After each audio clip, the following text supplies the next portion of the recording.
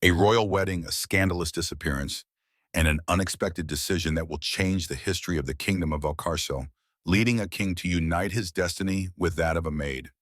Find out in this story full of surprises, emotion, and unexpected twists. Thank you very much for watching. Please tell me at the end if you like the story and where you are following this reading from and why. The morning had dawned with a leaden gray sky over the kingdom of Valcarcel, one of the most prosperous territories in the northern region during the late Middle Ages. Dense clouds gathered over the royal castle towers, foreshadowing a storm that seemed to reflect the tension felt in every corner of the fortress. The wind blew strongly, causing the crimson and gold banners hanging from the gray stone walls to flutter. Meanwhile, the guards stationed on the battlements pulled their wool cloaks tight against their bodies to protect themselves from the piercing cold that announced autumn. Inside the royal chapel, an imposing space with carved marble columns and stained glass windows filtering the scarce daylight, King Rodrigo of Valcarcel waited at the altar. He was a 32-year-old man of imposing and regal presence. His face, with marked features and a firm jaw, showed a serene but tense expression. His dark eyes, deep as bottomless wells, stared fixedly toward the chapel entrance, where his bride should appear at any moment. He wore a black velvet tunic embroidered with gold threads forming the kingdom's emblem, a rampant lion holding a sword. Resting on his shoulders was an ermine fur cape, a symbol of his ancestral lineage, fastened at the neck by a solid gold brooch encrusted with rubies. His jet-black hair was combed back, revealing a noble and haughty forehead. Beside him, Archbishop Leandro, an elderly man with a white beard and tired eyes, held the ceremonial book with trembling hands. The prelate wore his ceremonial vestments, a white chasuble with gold embroidery and a tall mitre that added solemnity to his hunched figure. Behind the king, forming a perfect row, were the most important figures of the kingdom.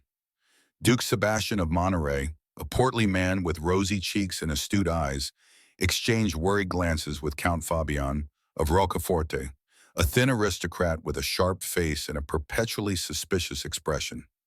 Both wore fine wool tunics in dark blue and emerald green tones, respectively, with capes lined in fox fur denoting their high rank.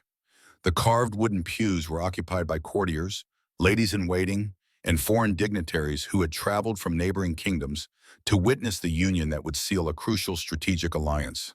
The murmur of whispered conversations filled the space, mingling with the scent of incense burning in bronze braziers distributed throughout the chapel. The flames of hundreds of candles flickered, creating dancing shadows on the stone walls decorated with tapestries depicting biblical scenes and the feats of Rodrigo's ancestors. King Rodrigo clenched his jaw, feeling the tension accumulate in his shoulders. He had been waiting for over an hour. The ceremony should have begun at dawn, but Princess Isabella of Montevello, his betrothed, had not yet made an appearance. He could feel the eyes of everyone present fixed on his back, the weight of silent judgment, the speculation growing with every passing minute. He was aware that his reputation as a firm and decisive leader was being tested with every second of waiting. Duke Sebastian approached discreetly, leaning in to murmur in the king's ear with a grave and worried voice, "Majesty, perhaps we should send a messenger to the princess's chambers. This delay is unusual and could be interpreted as a lack of respect toward your person and the entire kingdom." Rodrigo turned his head slightly, his dark eyes meeting the duke's, and replied in a low but firm voice, "I have already sent 3 messengers, Sebastian. All have returned with the same answer. The princess is getting ready and will arrive shortly. I cannot do more without looking like a desperate groom before the entire court." The duke nodded, retreating to his original position, but his face showed a concern he couldn't completely hide. Fabian of Rocaforte, who had heard the exchange, allowed himself a crooked smile that revealed yellowish teeth. He had always distrusted this alliance, considering it too great a concession to a kingdom that had historically been Valcarcel's rival. Meanwhile, in the castle kitchens, located in the bowels of the fortress, the atmosphere was completely different. The heat from the stone ovens turned the space into an inferno of frenetic activity. Dozens of servants ran from one side to the other, preparing the banquet that would follow the nuptial ceremony. The aroma of roasted meats, freshly baked bread, and exotic spices imported from distant lands mixed with the smoke escaping the chimneys. Amidst all that chaos stood a figure who seemed to move with a natural grace that contrasted with the rustic surroundings. Elena de los Campos was a young maid of 24, whose extraordinary beauty was known throughout the castle, though she seemed completely oblivious to it. Her oval face, with skin smooth as porcelain and flushed cheeks, was framed by a cascade of dark brown hair she tried to keep gathered under a white linen kerchief, though some rebellious strands constantly escaped, falling over her honey-colored eyes. Her lips, naturally pink and well-defined, frequently curved into a kind smile that lit up her face and made her eyes shine with genuine warmth. Elena wore the simple clothes of a servant, a long dress of coarse wool in a pale gray tone, patched in several places but impeccably clean, with long sleeves covering her arms to the wrists. Over the dress, she wore a linen apron stained with flour and grease splatters, tied at the waist with a simple rope. Despite the humility of her attire, there was something in her bearing, in the elegant way she moved her slender hands, and in the natural dignity with which she walked, that made her stand out among the other maids. "Elena, I need you to take this tray of fruit to the banquet hall immediately," shouted the head cook. Doña Beatriz, a robust middle-aged woman with a face reddened by heat and effort. Her chubby hands pointed to a silver tray piled high with red apples, purple grapes, and golden pears, carefully arranged in an artistic display. Elena approached quickly, wiping her hands on her apron before taking the heavy tray firmly. "Right away, Doña Beatriz," she responded with a soft but clear voice that had a melodious quality, making people stop to listen. She headed toward the door leading to the castle corridors, balancing the tray with the skill that only comes from years of practice. The castle corridors were labyrinths of cold stone, scarcely lit by torches placed in iron brackets at regular intervals. The gray rock walls were mostly bare, though occasionally a tapestry or a rusty coat of arms hung as a reminder of past battles. The sound of Elena's footsteps echoed softly as she walked with a firm but careful step, ensuring not to spill any of the fruit she carried. Turning a corner near the stairs leading to the noble wing of the castle, Elena almost collided with a group of ladies-in-waiting descending hurriedly. They were three young women dressed in elegant silk and brocade dresses in pastel tones, pale pink, sky blue, and lavender. Their faces showed expressions of alarm and excitement, and they spoke among themselves in urgent whispers that stopped abruptly upon seeing Elena. "You, maid," said the tallest of them, a young woman with blonde hair gathered in elaborate curls and cold blue eyes. Her pink dress had bell sleeves embroidered with pearls, and her neck was adorned with a gold necklace with sapphires. "Have you seen any of Princess Isabella's handmaidens? It is urgent that we find them." Lena gave a small curtsy, bowing her head respectfully while keeping the tray perfectly balanced. "No, my lady, I have not seen anyone from the princess's entourage in this wing of the castle. Has something serious happened?" The three ladies exchanged significant glances. The one in the sky blue dress, a brunette with brown eyes and a nervous expression, leaned toward her companions and whispered something inaudible. The third, a redhead with freckles and a lavender dress, seemed on the verge of tears. The blonde lady turned her attention back to Elena, studying her with an evaluating gaze that swept over her humble clothing before responding in a condescending tone. "That is none of your business, girl. Simply continue with your tasks and keep your mouth shut about anything you might hear today. There are certain matters that are beyond your comprehension." Elena nodded again, feeling a pang of curiosity, but knowing it wasn't her place to ask more questions. The ladies-in-waiting continued on their way, their dresses whispering against the stone floor as they disappeared down the corridor in the opposite direction. Elena resumed her march toward the banquet hall, though she couldn't help her mind wandering over the possible reasons for such agitation. The banquet hall was an impressive space, with a high ceiling supported by dark oak beams carved with intricate designs. A long, polished wooden table occupied the center of the room, already covered with a white linen tablecloth embroidered with the royal emblem. Silver candelabras were arranged at regular intervals, ready to be lit when the celebration began. The walls were decorated with tapestries depicting hunting scenes and tournaments, and huge stone fireplaces at both ends of the hall promised warmth during the festivity. Elena carefully placed the fruit tray in the designated spot on the table, adjusting it so it was perfectly centered. As she worked, she couldn't help thinking how strange everything was that day. There was a palpable tension in the air, a feeling that something important was about to happen, though she couldn't identify exactly what it was. As she returned toward the kitchens, she passed a window overlooking the main castle courtyard. She stopped for a moment, looking out. She could see the guards on the walls, their leather armor reinforced with metal plates gleaming faintly under the grayish daylight. Some carried spears, others had bows slung over their backs. The wind made their dark cloaks flutter and moved the kingdom's banners with increasing force. Suddenly, a commotion in the courtyard caught her attention. A group of knights mounted on war horses, huge, powerful animals with braided manes and worked leather tack, galloped in through the main gate. The horses' hooves thundered against the courtyard stones. The riders wore full steel plate armor, with surcoats displaying the emblem of Montevello, a double-headed eagle on a crimson background. Their faces were hidden behind closed helms, giving them a threatening appearance. Elena watched with growing concern as the knights dismounted with precise, martial movements. The leader of the group, recognizable by the red plume adorning his helm, removed his helmet to reveal a face weathered by the sun and marked by scars. His gray eyes swept the courtyard with a severe expression as he shouted orders to his men in a language Elena didn't fully recognize, though it sounded like the dialect of Montevello. A bad feeling took hold of Elena. There was something definitely out of place in this whole scene. The Knights of Montevello should be celebrating, not arriving with such urgency and that expression of almost hostile determination on their faces.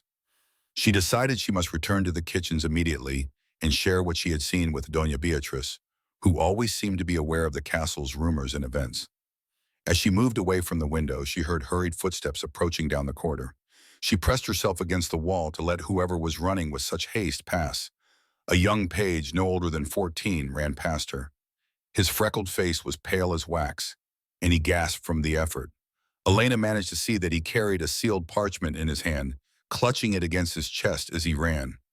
Curiosity overcame prudence, and Elena called out to the boy, "Wait! What is happening? Why such urgency?" The page stopped briefly, turning to look at her. His eyes showed a mixture of fear and excitement. "The princess!" he exclaimed with a breathless voice. "Princess Isabella has fled. She has abandoned the castle. The king is still waiting in the chapel, and no one dares tell him that his betrothed has left him standing at the altar." Before Elena could fully process that information or ask more questions, the page resumed his run, disappearing up the stairs leading to the administrative wing of the castle. Elena stood paralyzed, her mouth slightly open in surprise. The implications of what she had just heard were monumental. A princess fleeing on the day of her royal wedding wasn't simply a social scandal. It was a diplomatic insult of catastrophic proportions that could trigger a war between kingdoms. Her mind worked quickly, connecting the fragments of information she had gathered. The agitated ladies in waiting, the Montevello knights arriving with urgency, the inexplicable delay of the ceremony. Everything made sense now in a terrible and dramatic way.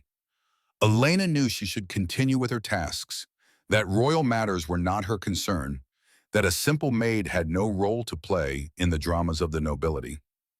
But something inside her, an innate sense of empathy and compassion, made her think of the king waiting in the chapel, completely unaware of the humiliation he was about to suffer in front of his entire court and foreign dignitaries.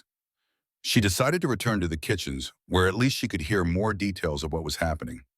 Doña Beatriz always had a network of informants among the servants working in different parts of the castle, and if anyone knew the full story, it would be her. Elena quickened her pace, her bare feet barely making a sound against the cold stone floor as she navigated the familiar corridors. When she arrived at the kitchens, the atmosphere had changed drastically. The frenetic banquet preparation activity had stopped almost completely. Servants were gathered in small groups, whispering among themselves with expressions ranging from disbelief to malicious delight. Doña Beatriz was in the center of the kitchen, with her hands on her wide hips and an expression of deep concern on her round, sweaty face. "Elena, thank the heavens you've returned," exclaimed the cook upon seeing her enter. "Come here. I need you to take an urgent message to the royal steward. Everything is falling apart, and we need to know if we should continue with the banquet preparations or stop everything." Elena approached quickly, wiping her hands nervously on her apron. Doña Beatriz, I just heard something incredible. A page told me that Princess Isabella has fled the castle. Is that true? Has she really abandoned the king on their wedding day? The cook nodded gravely, her jowls trembling with the movement. It is true, my child. Apparently, the princess left a letter explaining that she could not marry King Rodrigo, that her heart belonged to another. She escaped during the night with the help of some of her most loyal servants. The guards only discovered her absence this morning when they went to escort her to the chapel. A murmur of voices rose among the servants listening to the conversation. One of the washerwomen, an older woman with gray hair and hands wrinkled from years of hard work, intervened with a trembling voice. This will mean war, without a doubt. King Rodrigo cannot allow such an insult without responding, and the princess's father, King Eduardo of Montevello, will have to defend his daughter's honor somehow. Another servant, a young stable boy with calloused hands and a sun-marked face, added in a somber tone, I heard that the knights of Montevello who just arrived are furious. They say King Eduardo sent that contingent as an honor escort for his daughter, but now they find she has fled. They are demanding explanations, and some even accuse King Rodrigo of having done something to provoke the princess's flight. Doña Beatriz raised a chubby hand to silence the growing murmur of speculation. Enough rumors and conjectures. We have work to do regardless of what happens with the royalty. Elena, I need you to go immediately to the chambers of the head steward, Don Pascual de Villarreal. Tell him we need urgent instructions on what to do with all the prepared food. If there is no banquet, we must distribute it before it spoils. But we cannot take that decision without authorization. Elena nodded with determination, smoothing her apron and adjusting the kerchief covering her hair. I'm going right away, Doña Beatriz. Where can I find Don Pascual at this hour? The cook reflected for a moment, frowning as she considered the question. He is probably in the antechamber of the throne room trying to manage the chaos that has undoubtedly broken out. Be careful, Elena. The corridors will be full of enraged nobles and servants running to and fro. Keep your head down and do not get involved in conversations that do not concern you. Elena gave a quick curtsy and left the kitchens, entering the labyrinth of castle corridors once again. As she walked with a hurried step, she could feel the tension permeating every corner of the fortress. The guards who normally stood motionless at their posts now exchanged comments in low voices, their faces showing evident concern. Groups of courtiers had formed in different places, whispering among themselves with expressions ranging from scandalized indignation to the barely disguised satisfaction of those enjoying someone else's drama. Passing by one of the windows overlooking the inner courtyard, Elena could see that the scene there had become even more tense. The Knights of Montevello remained in close formation, their hands resting on the hilts of their swords in a gesture that, while not openly hostile, conveyed a clear warning. Facing them, the captain of the Royal Guard of Alcarcel, an imposing man named Tomas de Alcantara, was attempting to negotiate with the leader of the foreign contingent. Although Elena couldn't hear the exact words, the body language of both men suggested a tense and potentially dangerous conversation. She quickened her pace, feeling that every second counted. The castle's administrative chambers were located in the East Wing, a more sober and functional section compared to the opulence of the noble wing. The walls here were bare of decoration, and torches were scarcer, creating long shadows that danced with every draft. The smell of parchment, ink, and sealing wax filled these corridors, mixing with the persistent scent of dampness characterizing ancient stone structures. When Elena arrived at the throne room antechamber, she encountered a scene of controlled chaos. Don Pascual de Villarreal, the castle's head steward, was a man of about 50, of average height, and a thin build bordering on skeletal. His face, long and pale, showed deep dark circles suggesting nights of little sleep, and his gray hair was meticulously combed back. He wore a long tunic of excellent quality black wool, with discreet silver embroidery on the cuffs and collar, and a black leather belt from which hung a large bunch of keys that jingled with every abrupt movement. Don Pascual was surrounded by at least a dozen servants, pages, and secretaries, all speaking at the same time and competing for his attention. The steward tried to maintain composure, but his usually serene voice had acquired a tense tone as he shouted instructions. Silence, all of you! Silence! I cannot think with this racket. You three go immediately to the chapel and await instructions from the king. No one, absolutely no one, is to enter or leave until His Majesty authorizes it. You, Jorge, go to the stables and ensure all the visitors' horses are being attended to properly. We do not need more diplomatic problems than we already have. Elena waited patiently at the edge of the group, knowing that interrupting at that moment would only make things worse. Finally, after several minutes of giving quick and precise orders to different servants, Don Pascual noticed her presence. His gray eyes, usually cold and calculating, showed a flash of recognition when he looked at her.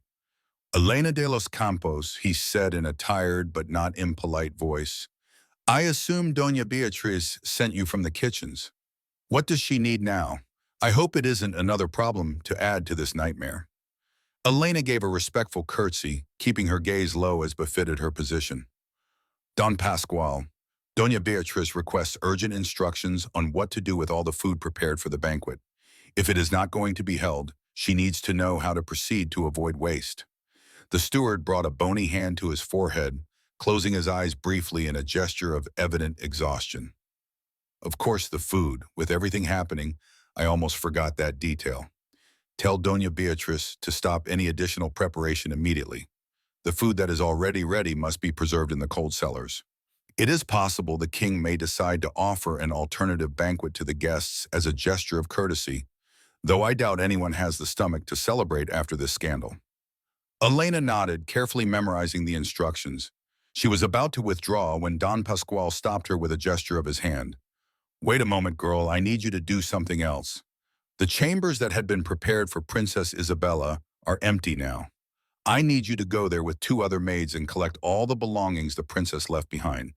It must be done discreetly and carefully. Those objects could be important later, either as evidence or as goods to return to Montevello to calm tempers. Elena felt a pang of apprehension at this new task. The princess's chambers were in the noble wing of the castle, territory normally forbidden to common maids, except when specifically called for cleaning duties. Of course, Don Pascual. Should I go immediately or first return to the kitchens with Doña Beatrice's message? The steward considered the question for a moment, his slender fingers drumming against the bunch of keys hanging from his belt. First return to the kitchens, then gather 2 trustworthy maids, preferably ones who know how to keep their mouths shut, and proceed to the princess's chambers. Here is the key, he said, detaching an ornate key from the bunch and handing it to Elena. Make sure to return it when you finish. And Elena, I want absolute discretion. If you find anything unusual or compromising, report it directly to me before mentioning it to anyone else. Understood? Elena took the key, feeling its cold weight in the palm of her hand. It was a beautiful piece of gilded bronze with elaborate filigree and a handle shaped like a rose. Understood, Don Pascual. I will be discreet. As she returned toward the kitchens, Elena couldn't help letting her mind wander over what she might find in the princess's abandoned chambers. What would Isabella have left in her hasty flight? Would there be clues about her true reasons for abandoning a wedding that promised power, wealth, and prestige? Elena's natural curiosity fought against her sense of duty and propriety, constantly reminding herself that it wasn't her place to judge or speculate on the decisions of the nobility. When she arrived at the kitchens, she found Doña Beatriz coordinating the cessation of banquet preparations. The cook listened attentively to Don Pascual's instructions and nodded with approval. Good, at least that gives us something concrete to do. Elena, after you finish with the task in the princess's chambers, I will need you to help move the roasted meats to the cold cellars. But first, choose 2 girls to accompany you. I would recommend Inés and Lucia. They are hardworking, reliable, and most importantly, they aren't gossips. Elena nodded and looked for the 2 mentioned maids. Inés was a robust young woman of about 20, with reddish blonde hair gathered in a thick braid and a round face sprinkled with freckles. She was known for her physical strength and cheerful disposition. Lucia, on the other hand, was younger, barely 18, thin as a reed with straight black hair and huge dark eyes that always seemed a little frightened. She was shy, but extremely meticulous in her work. Inés, Lucia, come with me, called Elena in a clear voice. The two girls approached immediately, wiping their hands on their aprons. Elena briefly explained the task they had to perform, emphasizing the need for absolute discretion. Both nodded solemnly, understanding the gravity of the situation. The three maids left the kitchens and headed toward the noble wing of the castle. The contrast with the service areas was immediate and dramatic. Here, the corridors were wider and lit by tall windows, allowing the entry of the grayish light of the cloudy day. The walls were covered with elaborate tapestries depicting scenes of military conquests and glorious moments in Valcarcel's history. The floor was not rough stone, but polished marble tiles in geometric patterns of white and dark gray. The air smelled of lavender and rosemary, aromatic herbs that servants scattered regularly to keep the spaces fresh and pleasant. As they walked, they passed several nobles conversing in small groups. Their voices, though kept at a relatively low volume, clearly conveyed their indignation and concern. Elena managed to catch fragments of conversations while keeping her eyes modestly lowered. "It is an unforgivable insult," declared a corpulent baron with a thick black beard, striking his fist against his open palm. "King Rodrigo must demand immediate satisfaction. He cannot allow Montevello to humiliate him in this manner." "But think of the consequences," responded a more cautious voice, belonging to an elderly viscount leaning heavily on a carved cane. "A war with Montevello would be costly and prolonged. Their lands are rich and their army is numerous. Perhaps it would be more prudent to seek a diplomatic solution." "Diplomatic!" scoffed the baron. "What kind of diplomacy can there be after a princess flees on her wedding day? Are you suggesting our king simply accept this affront and move on as if nothing happened?" Elena quickened her pace, not wanting to be seen listening to conversations that were clearly not for her ears. Inez and Lucia followed closely, their faces showing a mixture of fascination and fear at the gravity of the situation unfolding in the castle. Finally, they arrived at the chambers that had been prepared for Princess Isabella. It was a complete suite located in one of the highest towers of the castle, with privileged views toward the royal gardens and distant mountains. Elena inserted the ornate key into the lock of the carved oak door, feeling the mechanism yield with a soft click. She pushed the door slowly, revealing the interior of the rooms. The space was opulent, beyond anything Elena had seen before. The main antechamber was decorated with a richness that took one's breath away. The walls were covered with walnut wood panels carved with intricate floral designs, and silk tapestries in sapphire blue and gold hung between them, depicting idyllic pastoral scenes. The floor was covered with vibrant Persian rugs that must have cost a fortune. Dark polished wood furniture included armchairs upholstered in blue velvet, low tables with ivory inlays, and an elaborate desk with secret drawers and hidden compartments. Huge leaded glass windows allowed light to enter, and thick gold brocade curtains could be drawn to provide privacy or block the cold. A white marble fireplace occupied an entire wall, with a Montevello coat of arms carved into the mantelpiece. Although there was no fire burning now, the sweet smell of cedar wood lingered in the air. "By all the saints," whispered Inez in a reverent voice, turning slowly to contemplate the magnificence surrounding them. "I have never seen so much luxury in one place, and to think the princess abandoned all this willingly." Lucia said nothing, but her large, dark eyes moved quickly from one object to another, as if trying to memorize every detail to recount later. Despite the warnings about discretion, Elena, though also impressed, forced herself to maintain concentration on the task ahead. "Let's remember why we are here," she said in a firm but kind voice. "We must collect all the princess's belongings in an orderly and careful manner. Inez, you take charge of the bedroom. Lucia, check the dressing room. I will examine this antechamber and the writing area. Look for anything that seems important. Jewelry, documents, clothes, personal effects. Everything must be packed appropriately." The three dispersed to fulfill their assigned tasks. Elena went first to the elaborate desk, opening the drawers with care. She found several interesting items: excellent quality goose quill pens with gold tips, ink jars in different colors, red and purple sealing wax, and several sheets of fine parchment. Some of the parchments had partial writing, as if the princess had started letters she never finished. Elena held one of the parchments up to the light, reading the first lines written in elegant, fluid calligraphy. My dearest, I cannot continue lying about my true feelings. Every day that passes without being by your side is a torment that consumes me from within. My father has arranged this marriage with the king of Valcarcel, a man I do not know and cannot love. When my heart already belongs to you completely, the letter broke off abruptly there, as if the princess had been interrupted or decided not to continue. Elena felt a pang of compassion mixed with curiosity. So it was true what they said. Isabella had fled for love, leaving behind all the power and wealth a royal marriage would have provided. There was something simultaneously romantic and tragic in that decision, especially considering the terrible political consequences it could entail. Carefully, Elena placed the parchments along with the other desk items into a cloth bag she had brought for that purpose. As she did so, she heard a stifled exclamation coming from the bedroom where Inés was working. "Elena, you should see this," called Inés with a voice trembling with contained emotion. Elena hurried toward the bedroom, which turned out to be even more luxurious than the antechamber. A huge four-poster bed occupied the center of the room, with ivory silk curtains and a bedspread embroidered with silver threads, forming patterns of stars and moons. Goose feather pillows were piled against the carved cherry wood headboard. Next to the bed were small tables with silver candelabras and small jewelry boxes encrusted with precious stones.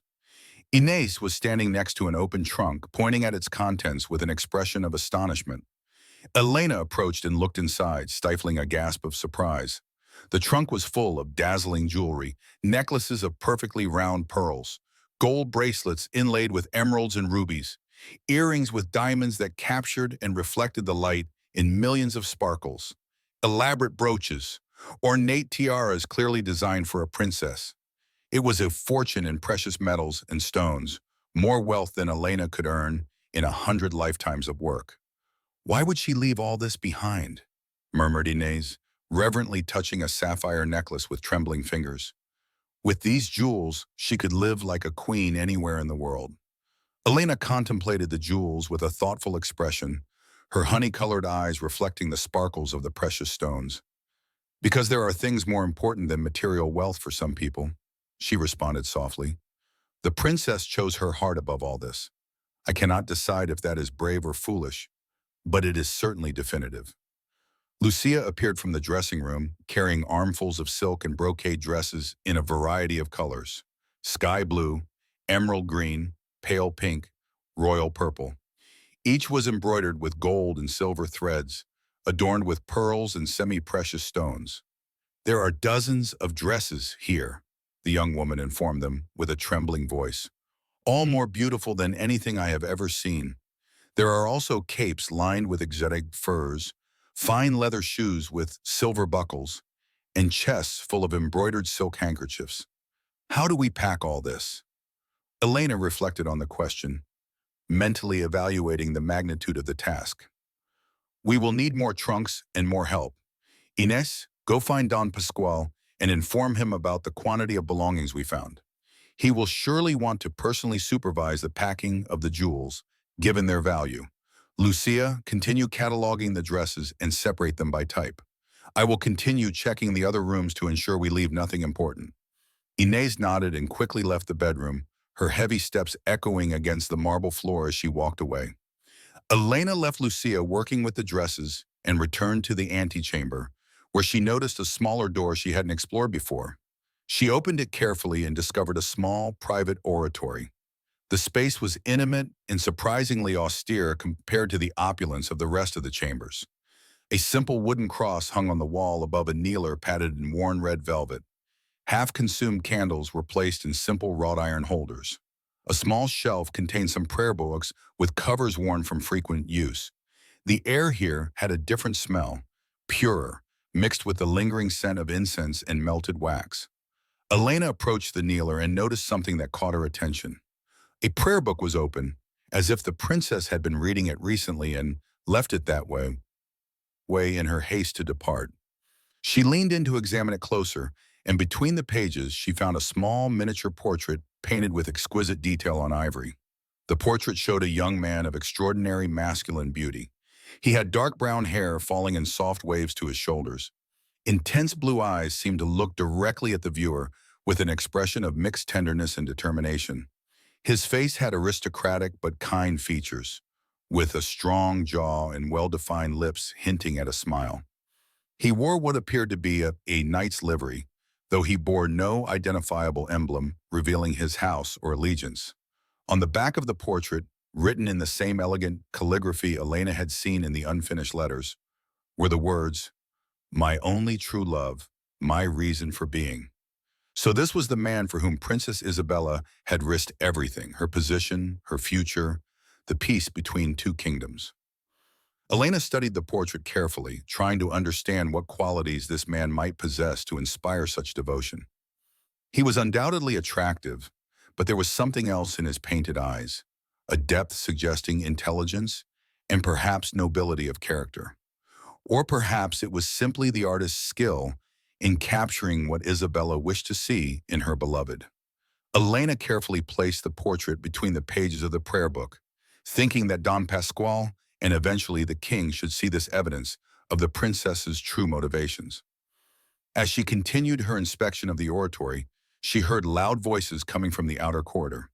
She immediately recognized Don Pasquale's authoritative tone, but there was another voice with him, deeper and more resonant, speaking with the unequivocal confidence of someone accustomed to being obeyed without question. The door to the chambers opened abruptly, and Don Pasquale entered, followed by an imposing figure that made Elena feel the air thicken in her lungs. It was King Rodrigo in person. Elena had seen the king before, of course, but always from a distance, during ceremonies or when he rode through the castle courtyards. She had never been in his direct presence, and the experience was overwhelming. Rodrigo of Valcarcel radiated a presence that filled any space he occupied. His height was impressive, easily exceeding 6 feet, and his physical build was that of a warrior in his prime. Broad, muscular shoulders strained the fabric of his black velvet tunic, and his arms showed the muscular definition of someone who trained regularly with sword and spear. His posture was perfectly erect, conveying authority and power even amidst the humiliation he had just suffered. But it was his face that truly captured Elena's attention.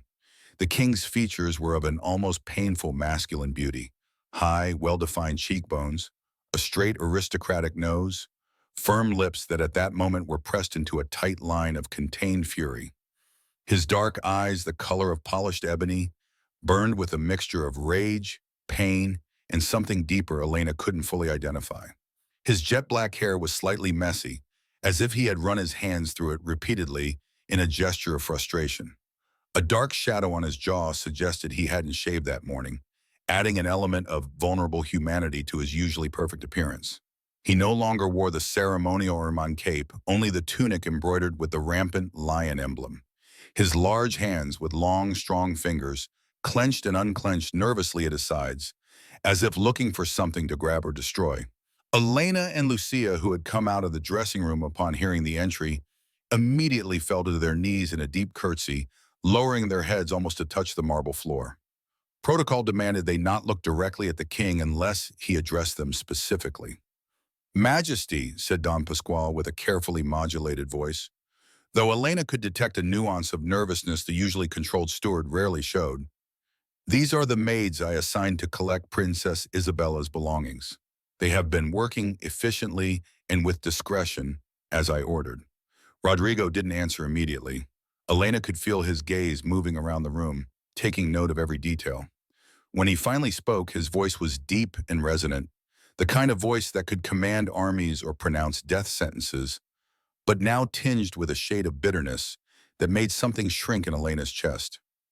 "So these are the remains of my future wife," he said in a sardonic tone, walking slowly toward the bedroom.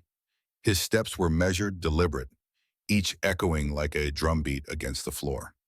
Jewels, dresses, prayer books, everything material a princess could desire. And yet, it was not enough to keep her here. Don Pasquale followed the king at a respectful distance, maintaining a prudent silence. Elena and Lucia remained kneeling, not daring to move or look up.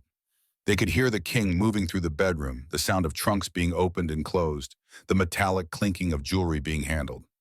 "A fortune in precious stones," Rodrigo continued, his voice coming from the bedroom. "Gifts from her father, I suppose, so she would arrive at her new home properly adorned. and she left them all behind without a second thought. Tell me, Pasquale, what kind of love inspires such devotion that a woman voluntarily abandons all this? The steward cleared his throat nervously before replying. I could not say, Majesty. Matters of the heart are beyond my comprehension and certainly beyond my position to judge. There was a moment of tense silence, followed by the sound of something being thrown violently.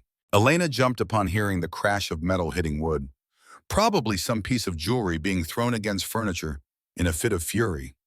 Lucia was visibly trembling beside her and her hands clasped so tightly her knuckles had turned white. Of course you cannot, said Rodrigo with a more controlled voice now, though the edge of steel remained.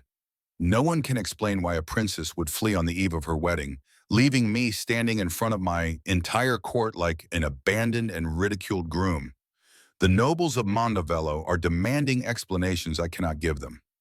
My own nobility looks at me with a mixture of pity and speculation about what terrible defect I must have to provoke such rejection. And meanwhile, the woman responsible for this humiliation is somewhere, presumably in the arms of her secret lover, without a care for the consequences of her actions. Elena heard footsteps approaching the antechamber again. The king appeared in the bedroom doorway, his figure filling the space. His gaze swept the room and stopped on Elena and Lucia, still kneeling on the floor. Stand up, he ordered in a softer, though still authoritative tone. You cannot work efficiently from the floor. Both maids stood up slowly, keeping their heads bowed in a sign of respect. Elena could feel the intensity of the king's gaze on her, a scrutiny that made her aware of every aspect of her humble appearance. Her patched dress, her stained apron, the strands of hair escaping her kerchief. She wondered what the king would see looking at her. Probably just another anonymous servant, interchangeable with any of the dozens working in the castle. But Rodrigo seemed to study her with more attention than she expected. His dark eyes swept her face, stopping briefly on her honey-colored eyes before looking away. When he spoke again, his voice had lost some of its previous harshness. What is your name? He asked directly to Elena. She started slightly, surprised the king deigned to ask her name. Elena, Majesty. Elena de los Campos. I serve in the castle kitchens. Rodrigo nodded slightly as if memorizing the information, though he would likely forget it as soon as he left the room. And you? He turned his attention to Lucia, who shrank visibly under his gaze. What is your name? Lucia, Majesty, stammered the young woman, her voice barely audible. I also work in the kitchens. The king was silent for a moment, his expression inscrutable. Then he turned to Don Pasquale.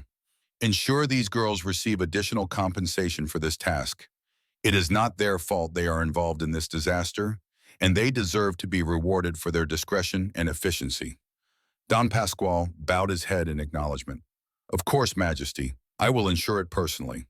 Rodrigo began to walk toward the exit, but stopped abruptly upon noticing the small oratory Elena had left with the door ajar. He approached it with measured steps and entered the small space. Elena held her breath, remembering the portrait she had found between the pages of the prayer book. Should she mention her discovery, or wait for the king to find it himself? Before she could make a decision, Rodrigo had found the open prayer book on the kneeler. He picked it up with hands that trembled slightly, a detail Elena wouldn't have noticed if she hadn't been watching so intently. The king turned the pages slowly, and when the miniature portrait fell onto his open palm, he went completely still. The silence that followed was absolute and oppressive. Elena could hear her own breathing, the accelerated beat of her heart, the distant creaking of the castle woods settling. Don Pasquale had paled considerably, anticipating the king's reaction. Rodrigo studied the portrait for what seemed like an eternity. His fingers traced the outline of the painted image, stopping on the face of the unknown young man. When he finally spoke, his voice was barely a hoarse whisper, charged with an emotion Elena couldn't fully identify. Pain, rage, or perhaps something close to understanding. So this is him, he murmured, more to himself than to those present. The man who is worth more than a kingdom, more than a crown, more than peace between our lands. I must admit he is handsome, though that is hardly a unique virtue. I wonder what else does he possess that I do not? Is it his capacity for true love? Something an arranged marriage could never offer? He turned the portrait over and read the words written on the back. A strange expression crossed his face, something that could have been pain or perhaps bitter resignation. He closed his hand around the portrait, squeezing it so hard Elena feared he would break it, but instead, he carefully put it in an inner pocket of his tunic. "This portrait stays with me," he declared in a voice that admitted no argument. "No one else needs to see it or know of its existence." "Understood," Don Pasquale nodded vigorously. "Of course, Majesty. It will be as you order." Rodrigo left the oratory and walked directly toward the exit of the chambers. In the doorway, he stopped one last time, turning to look back at the abandoned opulence that had been prepared for his wife. His expression was a carefully composed mask of royal control, but Elena could see the cracks in that mask, the fleeting moments where pain and humiliation filtered through his composure. "Pack everything," he ordered finally. "Every dress, every jewel, every personal object will be returned to Montevello, along with a very clear message. Valcarcel does not keep the scraps others discard. Bosidon.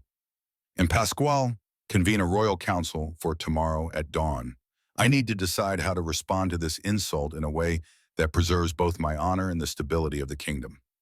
With those words, the king left the chambers, his cape billowing dramatically behind him.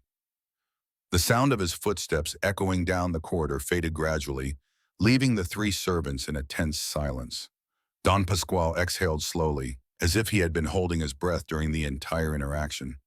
He turned to Elena and Lucia with a serious expression. "You have witnessed the king in a moment of great personal vulnerability," he said in a low but firm voice. "That must never be mentioned outside these walls. Absolute discretion is imperative. If I hear rumors circulating about what happened here today, I will know exactly where they came from. Have I made myself clear?" Both girls nodded emphatically. "Yes, Don Pasquale," they responded in unison. The steward sighed, rubbing his temples with a tired gesture. "Good. Continue with your work. I will need to bring more trunks and perhaps some guards to supervise the transport of the most valuable jewels. Elena, stay here and ensure no one enters these chambers without authorization. Lucia, come with me. I need you to help coordinate the transport of the trunks from the storerooms." Lucia followed Don Pasquale out of the chambers, leaving Elena alone amidst all that abandoned opulence. The silence that settled after their departure was deep and almost tangible, interrupted only by the soft whistling of the wind slipping through the cracks in the windows. Elena stood in the center of the antechamber, surrounded by the material remains of the shattered dreams of a royal wedding. She approached one of the tall windows slowly, pulling back the heavy gold brocade curtains to look outside. From this privileged height, she could see much of the castle and its surroundings. The sky remained covered with dense gray clouds threatening storm, casting moving shadows over the slate roofs and stone towers. In the main courtyard, she could distinguish frenetic activity, guards moving in organized formations, mounted knights preparing their horses, servants running to and fro carrying messages and supplies.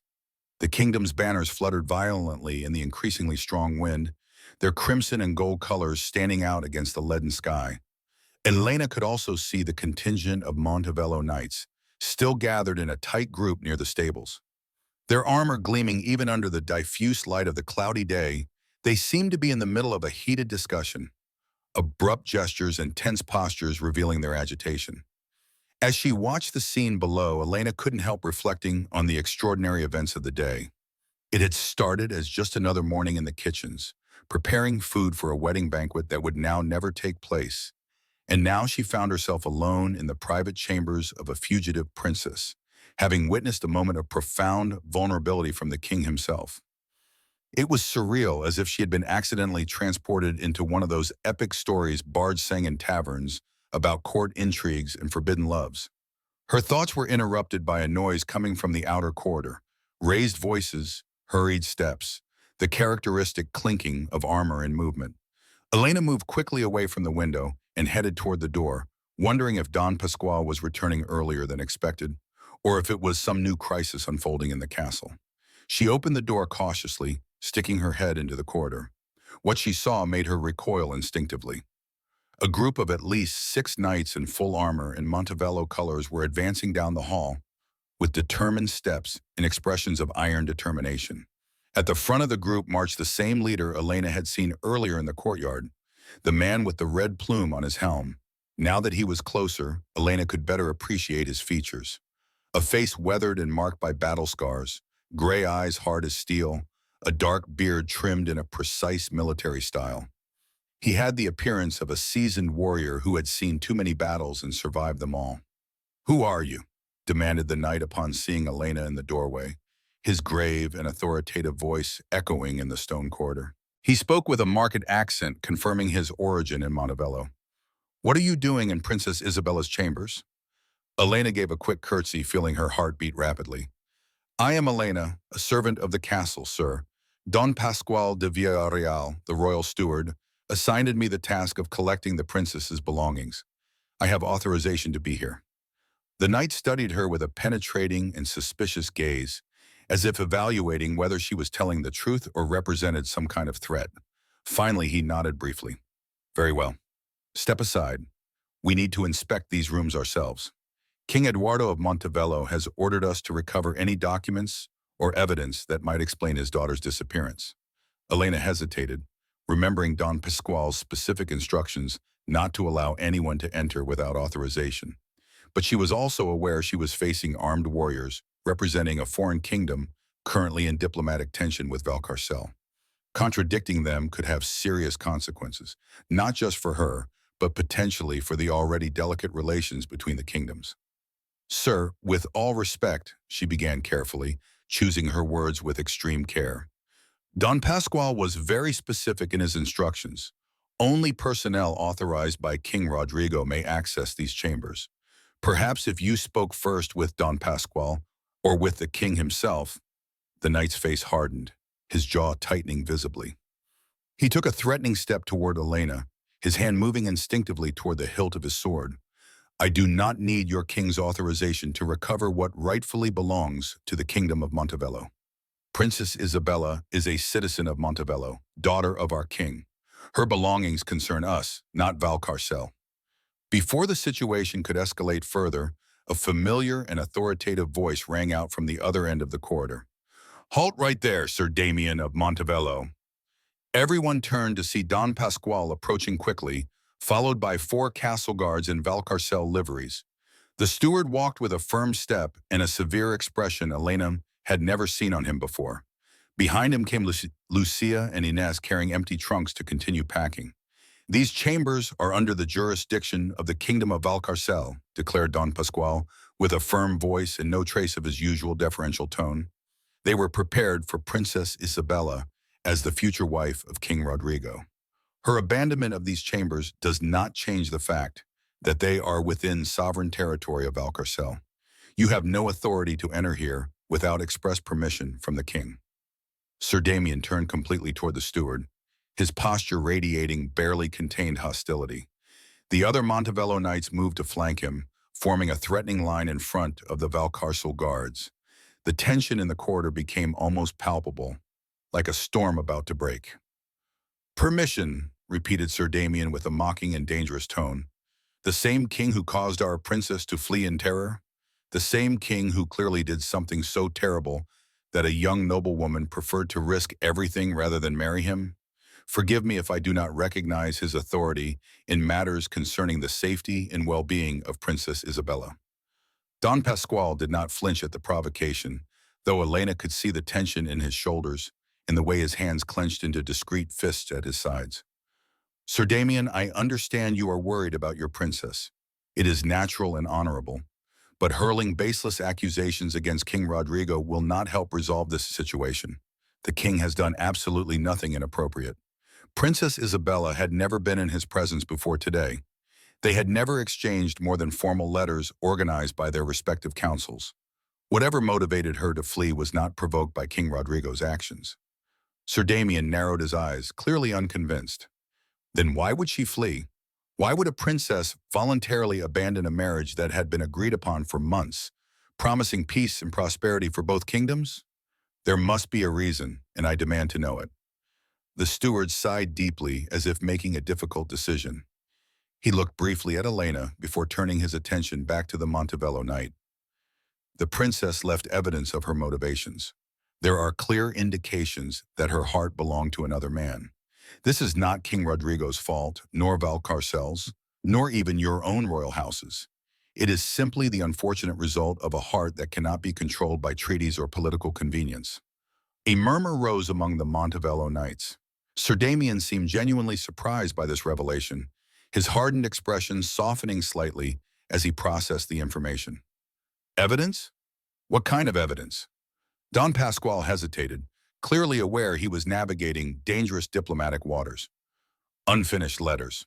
A portrait, sufficient to confirm that the princess acted out of love for another man, not out of fear or rejection toward King Rodrigo. This evidence will remain in Valcarcel's custody for now, but can be shared with your king at the appropriate time through proper diplomatic channels.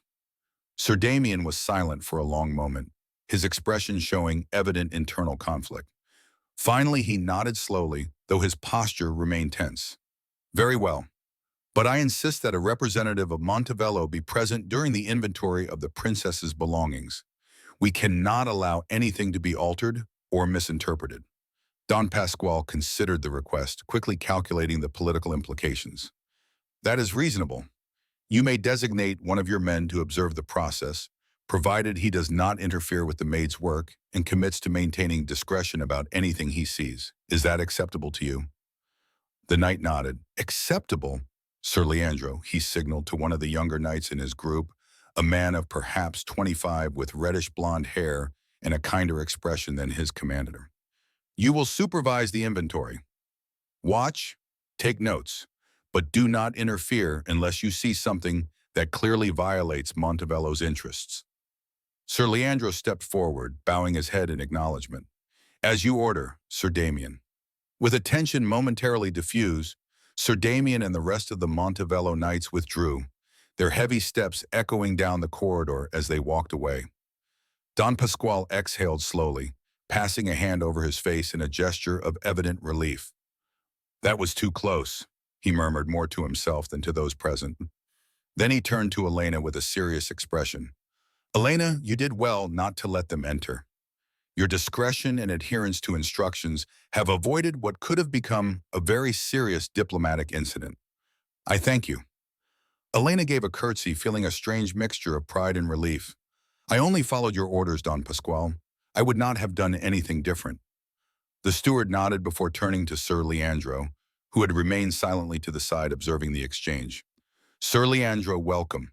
The maids will continue their work of inventorying and packing the princess's belongings. You are free to observe and take whatever notes you deem necessary. I ask only that you respect the dignity of these workers and remember they are following orders, not acting on their own initiative. Sir Leandro bowed his head politely. Of course, Don Pasquale. I have no intention of interfering unnecessarily. I am only here to ensure everything is handled appropriately on behalf of King Eduardo. With terms established, Don Pasquale withdrew, leaving Elena, Inés, Lucia, and Sir Leandro in the chambers. The three maids exchanged nervous glances, unaccustomed to working under the surveillance of an armed knight. But Sir Leandro, to his credit, positioned himself discreetly near the entrance, keeping out of the way while observing them with a neutral expression. The girls resumed their work with renewed diligence. Inés took charge of carefully packing the jewelry in velvet-lined trunks, wrapping each piece in soft cloth to prevent damage. Lucia continued cataloging the dresses, folding them meticulously and organizing them by color and type. Elena dedicated herself to the more personal objects, books, writing materials, small trinkets, and souvenirs, revealing the princess's personal tastes and interests. As she worked, Elena couldn't help observing Sir Leandro discreetly. Unlike most seasoned warriors she had seen, this young knight had a different air. His features were refined, almost aristocratic, with a straight nose, high cheekbones, and a firm chin. His eyes, of an unusual light green shade, moved constantly, taking note of every detail with evident intelligence. Although he wore full armor, he moved with a grace suggesting extensive training. His hands, though calloused from handling swords, were long and well-formed, more like those of a scribe than a common soldier. At one moment, their gazes met briefly. Elena lowered her eyes immediately, aware it wasn't appropriate for a servant to hold a knight's gaze. But in that brief instant, she had seen something in Leandro's expression, curiosity perhaps, or maybe a spark of interest that took her by surprise. The work continued for hours. The sun, invisible behind the clouds, had begun its descent toward the horizon, and the light entering through the windows became dimmer and grayer. Finally, when the last dress had been folded, the last jewel wrapped, and the last book stored, the trunks were full and ready to be transported. Sir Leandro approached to inspect the final work, scanning the open trunks with an evaluating gaze. He nodded with apparent satisfaction. "You have done a meticulous and respectful job. Princess Isabella would be grateful to know her belongings have been handled with such care, wherever she is now." Elena looked up, surprised by the kind tone in his voice. "Thank you, Sir Leandro. We only try to do our job as best as possible." The knight studied her with a thoughtful expression Elena couldn't fully decipher. "May I ask your name? I would like to be able to report properly on who was responsible for this task." "Elena, sir, Elena de los Campos, and these are Inez and Lucia, also from the castle service." Sir Leandro nodded as if memorizing the names. "Elena de los Campos," he repeated softly, as if testing how the name sounded. "A pretty name. Tell me, Elena, in your honest opinion, do you believe Princess Isabella was treated fairly during her stay here? Did you see or hear anything suggesting she was mistreated or intimidated in any way?" Elena considered the question carefully, aware her answer could have implications beyond a simple conversation. "Sir, I work in the kitchens. I do not have access to noble chambers nor interact with royalty under normal circumstances. But from what I have heard from other servants who did attend to the princess, she was treated with the utmost respect and courtesy. Her rooms were prepared with the best opulence the castle could offer. She was assigned a full retinue of handmaidens, and every one of her wishes was satisfied. King Rodrigo never visited her privately before the ceremony, as proper protocol dictates. If she fled, it was not due to mistreatment, but for reasons of the heart, as Don Pasquale explained. Sir Leandro watched her intensely as she spoke, as if evaluating the sincerity of her words. Finally, he nodded. "Thank you for your honesty, Elena. It is refreshing amidst all the politicking and half-truths dominating royal courts." Before Elena could respond, the chamber door opened abruptly, and Don Pasquale entered, accompanied by several castle guards. The steward carried a rolled parchment in one hand, and his expression was tenser than before. "Sir Leandro, the maids have finished their work," announced Don Pasquale in a formal tone. "The trunks will be transported to a secure warehouse until their final disposition is determined. King Rodrigo has convened a meeting with the Montevello representatives for tomorrow at noon. He expects your commander, Sir Damien, to be present along with any other member of your delegation he deems appropriate." Sir Leandro bowed his head in acknowledgement. "I will convey the message to Sir Damien immediately. Thank you for your cooperation in this delicate matter, Don Pasquale." The steward nodded briefly before turning to the three maids. "Elena, Inez, Lucia, your work here has concluded. Return to the kitchens and resume your usual tasks. Doña Beatriz undoubtedly has accumulated work waiting for you." The three girls curtsied and began to head toward the exit, but Don Pasquale stopped Elena with a gesture of his hand. "Elena, a moment. I need to speak with you in private." Inez and Lucia exchanged curious glances before leaving Elena alone with Don Pasquale while the guards began to load the heavy trunks. The steward waited until Sir Leandro had also withdrawn before speaking in a low voice. "Elena, King Rodrigo has asked specifically for you he said with an inscrutable expression. "He wishes to see you in his private chambers within an hour. He has not explained the reason to me, but a royal summons is not questioned. You must present yourself clean and presentable. Go to the maid's quarters, wash, change your apron for a clean one if possible, and ensure your hair is appropriately covered." Elena felt her heart skip a beat in her chest. The king wanted to see her specifically. Her mind raced, trying to imagine what the monarch could want from a simple kitchen maid. Had she done something wrong? Had she offended him inadvertently during their brief previous encounter? "Have I done something incorrect, Don Pasquale?" she asked with a trembling voice she couldn't completely control. The steward shook his head, though his expression didn't soften. "I do not think so. The king simply mentioned he wished to speak with the maid who had found the portrait. I suppose he has questions about the circumstances of that discovery, or perhaps other details of the princess's chambers. Whatever the reason, it is an honor to be personally summoned by the king, though it is also a serious responsibility. Behave with respect, answer only what you are asked, and under no circumstances share details of this conversation with anyone afterward. Understood? Elena nodded vigorously, feeling nervousness settle in her stomach like a heavy stone. Yes, Don Pascual, I understand perfectly. Good, now go. You have less than an hour to prepare. Do not keep the king waiting. Elena left the princess's chambers with a hurried step, her mind a whirlwind of anxious thoughts. As she descended the stone stairs toward the castle's service areas, she tried to calm her accelerated breathing and organize her thoughts. Never in her 24 years of life had she imagined she would be in a situation like this. Personally summoned by the king for a private audience, the maid's quarters were located in the castle basement, a labyrinth of small stone cells with simple cots and wooden trunks where they kept their meager belongings. Elena shared a room with 3 other servants, but fortunately, at this hour all were busy with their tasks, leaving her with privacy to prepare. She poured cold water from a clay pitcher into a dented metal basin and washed her face and hands with a piece of rough soap made of tallow and an ash. The icy water made her shiver, but also helped clear her mind. She took off the stained apron and searched her trunk for the only other one she owned, one she had washed recently that was relatively clean and without visible tears. Her gray dress remained humble and patched, but at least it was clean. With trembling fingers, Elena removed the kerchief covering her hair and began to untangle the brown strands that had been imprisoned all day. Using a wooden comb with some broken teeth, she worked patiently to remove knots and bring some order to her hair.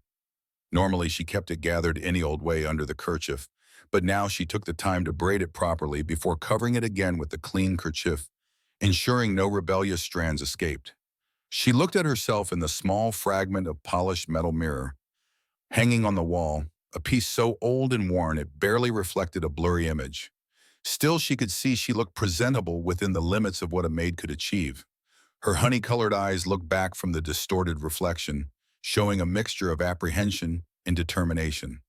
She breathed deeply several times, trying to calm the nerves making her hands tremble slightly. Then she left the room and began the long trek toward the royal wing of the castle, where the king's private chambers were located. The castle seemed different now that the sun had set completely. Torches had been lit along the corridors, creating pools of yellowish light alternating with deep shadows. The wind had increased its intensity, whistling through cracks in the windows and making the torch flames flicker and dance eerily. Elena could hear the distant murmur of voices, doors closing, footsteps echoing in different parts of the fortress as the castle prepared for the night. When she arrived at the antechamber of the royal apartments, she found 2 guards stationed on either side of the ornate door. They were imposing men, dressed in polished armor and crimson capes, carrying long spears with steel tips gleaming in the torchlight. Their faces were expressionless, trained not to show any emotion regardless of what they witnessed. Elena approached with unsure steps, making a deep curtsy before the guards. "My name is Elena de los Campos," she said with a voice trying to sound firm, but trembling slightly. "Don Pascual de Villarreal informed me that King Rodrigo has requested my presence." One of the guards, a man with a weathered face and a scar crossing his left cheek, nodded briefly. "You are expected. Wait here while I announce your arrival." The guard knocked on the door with the handle of his spear in a specific pattern before opening it slightly and disappearing inside. Elena waited, feeling every second stretch like an eternity. She could hear the accelerated beat of her own heart, so loud she feared the other guard might hear it too. After what seemed like an eternity, but was probably only a few minutes, the guard returned and opened the door completely. "His Majesty will receive you now. Enter and show appropriate respect." Elena nodded and crossed the threshold, entering the king's private chambers. The difference from the rest of the castle was immediately evident. This was not the excessive opulence of the chambers prepared for the princess, but something more sober and masculine, though no less impressive. The main antechamber was decorated with dark oak wood panels, carved with the rampant lion emblem, repeated in different variations. Large tapestries hung from the walls, depicting scenes of historical battles where Rodrigo's ancestors had demonstrated their valor. A huge gray stone fireplace dominated one wall with a crackling fire filling the space with warmth and dancing light. The smell was of burning oak wood mixed with a touch of incense and leather. Solid dark wood furniture was strategically distributed. Armchairs upholstered in dark brown leather, tables covered with maps and documents, shelves full of leather-bound books. Decorative but functional weapons adorned the walls. Swords with worked hilts, shields with the royal emblem, a pair of crossed battle axes that seemed to have seen real combat. King Rodrigo was standing in front of the fireplace, his back to the entrance. He no longer wore the embroidered ceremonial tunic, but simpler clothing, though still of evident quality. A white linen shirt with long sleeves partially open at the neck, revealing the start of his muscular chest, and dark wool trousers tucked into black leather boots reaching his knees. His black hair was still slightly messy, falling over his forehead in a way that made him look younger and less intimidating than during his previous appearance. He held a goblet of wine in one hand, holding it without drinking, as if he had forgotten its presence. His other hand rested on the fireplace mantel, and Elena could see the tension in his shoulders, the way his fingers pressed against the stone, as if looking for something solid to hold on to. Elena made a deep curtsy, bending almost to her waist and holding the position until the king gave her permission to straighten. "Majesty, you requested my presence. I am at your service." Rodrigo didn't turn immediately. He remained silent for several seconds that felt endless, the only sound in the room being the crackling fire and the whisper of the wind outside. When he finally spoke, his voice was softer than before, stripped of the fury and bitterness he had shown in the princess's chambers, replaced by something deeper and harder to identify. Exhaustion, resignation, vulnerability. "Straighten up, Elena de los Campos. You do not need to maintain that uncomfortable posture in my private presence." Elena straightened slowly, keeping her gaze respectfully lowered, though her curiosity urged her to look directly at him. Rodrigo finally turned to face her, and Elena had to fight the impulse to recoil before the intensity of his gaze. In the firelight, the king looked different. The planes and angles of his face were accented by the dancing shadows, giving him a wilder and less polished look than the perfect monarch who had stood at the altar that morning. There was something raw and honest in his expression now, defenses lowered in the privacy of his own chambers. "I have summoned you because I need to speak with someone who does not have a political agenda," said Rodrigo, walking slowly toward her, but maintaining a respectful distance. "Everyone surrounding me is a noble, counselor, diplomat. Every word they say is calculated to advance their own interests or protect their positions. But you, a simple maid without political aspirations, have no reason to lie to me or manipulate me. You can give me the unvarnished truth." Elena blinked, surprised by this revelation. "Majesty, I am not sure I understand what truth you seek from me." Rodrigo took a long sip of his wine before answering, his eyes never leaving Elena's face. "You were in the princess's chambers. You saw her belongings, touched her personal objects, perhaps read some of her written words. Tell me honestly, from your perspective as a woman, what did you see there? What kind of person was Isabella? And what would make her flee a marriage that offered her everything a woman could desire?" Elena considered the question carefully, aware her words carried weight beyond what her position suggested. "Majesty, I saw the chambers of a young woman who had access to incredible luxuries but clearly found no happiness in them. I saw letters started but never finished, as if struggling with words she could not express. I saw a portrait kept in a sacred place, treated with reverence, suggesting it represented something deeply important to her." Rodrigo nodded slowly, as if her words confirmed something he already suspected. "The portrait of the man she loves. I have looked at it a dozen times since I found it, trying to discover what he has that I do not possess. He is handsome, yes, but physical appearance is hardly unique. It is love itself that makes the difference. The fact that she chose him freely, instead of having him assigned by treaties and political conveniences." Elena hesitated, feeling she was treading dangerous ground. Majesty, I cannot speak for the princess or what she felt, but I can say I saw evidence of a heart divided between duty and desire. She left behind a fortune in jewels and dresses, things most women would value enormously. That suggests what she sought could not be bought with riches or social position. The king walked toward one of the windows, pulling back the heavy curtain to look into the darkness outside. Raindrops had begun to beat against the glass, the storm that had threatened all day finally unleashing itself on the castle. Distant lightning briefly illuminated the black clouds, followed seconds later by the deep rumble of thunder. I have spent my entire life preparing to be king, said Rodrigo, with a softer, almost reflective voice. I was educated in the arts of war, diplomacy, kingdom administration. I was taught to think strategically, to consider every decision in terms of benefit for Valcarcel. But no one taught me how to deal with personal rejection, with the humiliation of being left standing at my own altar in front of my entire court. Elena felt an unexpected pang of compassion for this powerful man who suddenly seemed very human and vulnerable. Majesty, if I may dare say so, you were not rejected personally. The princess never really knew you. Her decision was not about you as a man, but about the circumstances of an arranged marriage versus the love she already felt for another. Rodrigo turned from the window, studying Elena with renewed interest. A flash of something, surprise, appreciation crossed his face. You are unusually perceptive for someone of your position, and brave too, to speak to me with such frankness. Most people in this castle tell me only what they think I want to hear. Elena felt heat rise to her cheeks, suddenly aware she had perhaps spoken too freely. Forgive me, Majesty, if I have been too bold. It was not my intention. No, interrupted Rodrigo, raising a hand in a gesture that was more reassuring than authoritative. Do not apologize. Your honesty is exactly what I needed to hear. Come, sit. There is no reason for you to remain standing while we converse. He pointed to one of the leather armchairs near the fireplace.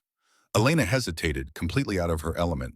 A maid did not sit in the presence of the king, and certainly not in his private chambers. But neither could she disobey a direct order. She walked slowly toward the indicated armchair and sat on the edge with her back perfectly straight and hands clasped nervously in her lap. Rodrigo took the armchair opposite her, placing his wine goblet on a side table. Now that they were closer, Elena could see the details of his face more clearly, the fine lines of tension around his eyes, the dark shadow of incipient beard on his jaw, the way his lips occasionally tightened as if fighting against difficult emotions. He was an extraordinarily attractive man, that was undeniable. But there was also a depth in his expression suggesting complexity beyond physical appearance. Tell me about yourself, Elena de los Campos, said Rodrigo, leaning back slightly in his armchair, though his posture remained tense. How long have you worked in the castle? Do you have family? Elena blinked, surprised by the personal turn of the conversation. I have worked in the castle since I was 14, Majesty. My parents were peasants who worked the land south of the kingdom. They died of a fever when I was 13, and I was brought here by an aunt who worked in the kitchens. She died 2 years ago, so now I have no close family. The castle is my home, and the other servants are my family now. Rodrigo nodded slowly, his expression showing something that looked like genuine interest mixed with compassion. So you have known loss and loneliness. That gives you a perspective many nobles will never have, protected as they are by their privilege and family networks. I suppose so, Majesty, though I had never considered it that way. I have simply lived my life as best I could, grateful to have a roof over my head and food in my stomach. The king studied her with an intensity that made Elena feel simultaneously uncomfortable and strangely visible, as if he could see beyond her humble appearance to something deeper. You have an uncommon beauty, he said suddenly, the words coming out seemingly spontaneously. Not the artificial beauty created by expensive dresses and jewels, but something more natural and authentic. I wonder if Princess Isabella, with all her silks and pearls, possessed a fraction of the genuine grace I see in you. Elena felt her breath catch. She didn't know how to respond to such a comment. It was completely inappropriate. It crossed all lines of class and protocol, And yet, the way Rodrigo had said it didn't seem lascivious or manipulative. It sounded almost like a melancholic observation, a comparison born from the pain of his recent rejection. Majesty, I am not worthy of such a comparison, she managed to say finally, her voice barely more than a whisper. Princess Isabella is of noble blood, educated in all the arts appropriate for a woman of her position. I am simply a servant. Noble blood, repeated Rodrigo with a bitter tone. And what real value does that have? My noble blood did not prevent me from being humiliated today. Isabella's noble blood did not make her more loyal or committed to her duties. Perhaps we have placed too much emphasis on lineage and not enough on character. He stood up abruptly, walking back toward the window. The rain fell harder now, beating against the glass in gusts driven by the wind. Lightning illuminated the sky more frequently, and thunder rumbled like the roar of some enraged giant. Tomorrow I will meet with the representatives of Montevello, continued Rodrigo, speaking more to himself than to Elena. They will have demands, undoubtedly. They will want to know what I did to drive their princess away. They will want compensation for the perceived insult to their royal house. And I will have to navigate those diplomatic waters while trying to maintain both my personal dignity and the stability of the kingdom. It is exhausting, Elena. Sometimes I wish I could simply be an ordinary man without the weight of a crown and the expectations of an entire kingdom on my shoulders. Elena rose slowly from the armchair, feeling an inexplicable impulse to offer some kind of comfort. Majesty, from what I have observed today, you have handled this crisis with remarkable composure and dignity. Another man might have reacted with violence or made rash decisions driven by anger. But you have remained calm, followed proper protocol, and considered the broader consequences of your actions. That speaks of a strong character and wise leadership. Rodrigo turned to look at her, and Elena could see genuine surprise in his expression. You flatter me, Elena, though I am not sure I deserve such praise. Inside, I have been burning with rage and humiliation. Only my training as king has allowed me to maintain a facade of control. But that facade is important, is it not? Responded Elena softly. A king cannot afford to show public weakness, not when so many depend on his strength. The fact that you can maintain that facade while dealing with such difficult emotions demonstrates exactly the kind of king you are. For the first time since Elena had entered the room, she saw a genuine smile cross Rodrigo's face. It was small, almost tentative, but it completely transformed his expression, softening the hard lines and revealing a warmth that had been hidden under layers of pain and anger. You are a remarkable woman, Elena de los Campos. I wonder how fate placed you in my path precisely today, when I most needed to hear words of honesty and encouragement without political motivations. Before Elena could respond, a loud knock sounded on the door. Rodrigo tensed immediately, his expression becoming serious and controlled again. Enter, he called in a firm voice. The door opened to reveal Don Pascual, who entered with a hurried step and worried expression. His eyes moved quickly between the king and Elena, evaluating the scene before making a deep bow. Majesty, forgive the interruption, but a messenger has arrived from Montevello. He brings an urgent letter from King Eduardo requiring your immediate attention. Rodrigo nodded, his posture becoming completely regal once more. Bring the letter. Elena, you may withdraw. Thank you for your time and conversation. It has been unexpectedly valuable. Elena made a deep curtsy. It has been an honor, Majesty. She began to walk toward the door, but Rodrigo's voice stopped her. Elena, I want you to know that if you ever need anything, protection, assistance, whatever it may be, you have permission to come directly to me. Consider it a personal favor and gratitude for your honesty tonight. Elena turned, surprised by the extraordinary offer. You are very generous, Majesty. I will not forget it. As she left the royal apartments, passing Don Pascual, who looked at her with evident curiosity, Elena felt her mind was a whirlwind of conflicting emotions. The conversation with the king had been surreal, completely outside anything she had experienced before. And yet, she had seen a side of King Rodrigo that probably few had the privilege to witness. The vulnerable man behind the crown, someone who suffered and doubted and sought genuine human connection. As she descended the stairs toward the service areas, Elena couldn't help reflecting on the king's words, especially his comment on her beauty. She wasn't vain or naive enough to misunderstand what had been, at its core, a moment of vulnerability from a man who had just been rejected by his betrothed. But still, the words resonated in her mind, causing something to stir in her chest, a strange and unsettling sensation she couldn't fully name. When she arrived at the kitchens, she found the day's activity had calmed considerably. Most servants had finished their tasks and retired to their rooms. Only Doña Beatriz remained, supervising the final cleanup and ensuring everything was prepared for the next day. "Elena, you finally returned?" exclaimed the cook, drying her hands on her apron. "Don Pascual sent a message saying the king had summoned you. What did he want? Are you in trouble?" Elena shook her head, choosing her words carefully so as not to reveal anything inappropriate. "No, Doña Beatriz.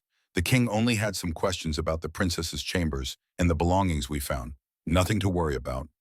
The cook studied her with narrowed eyes, clearly suspecting there was more to the story, but after a moment simply nodded. "Well, as long as you aren't in trouble, go rest now. Tomorrow will be another difficult day, no doubt.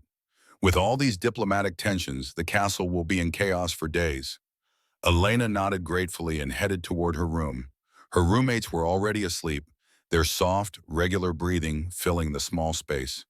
Elena took off her apron and dropped onto her simple cot, but sleep didn't come easily. Her mind kept replaying the conversation with Rodrigo, analyzing every word, every expression, every moment of unexpected connection. The hours passed slowly as she listened to the storm roar outside, thunder rumbling and rain beating against the high basement windows. At some point in the early morning, she finally fell asleep, her dreams full of confused images. Dark eyes watching her intensely, a heavy crown falling to the floor, hands reaching out but never touching. She woke startled by the sound of the castle bell calling servants to their morning tasks. The grayish light of dawn barely filtered through the small windows, revealing the storm had passed but leaving a sky still cloudy and threatening. Elena got up quickly, washing with cold water and putting on her work dress and apron. In the kitchens, the atmosphere was tense and charged with speculation. Servants gathered in small groups, whispering about the previous day's events and speculating on what would happen next. Elena kept her head down and concentrated on her tasks, helping prepare breakfast for the nobles and dignitaries still residing in the castle. Around noon, as Don Pascual had mentioned, the meeting between King Rodrigo and the Montevello representatives would take place in the Great Hall. Elena had no official reason to be present, but curiosity consumed her.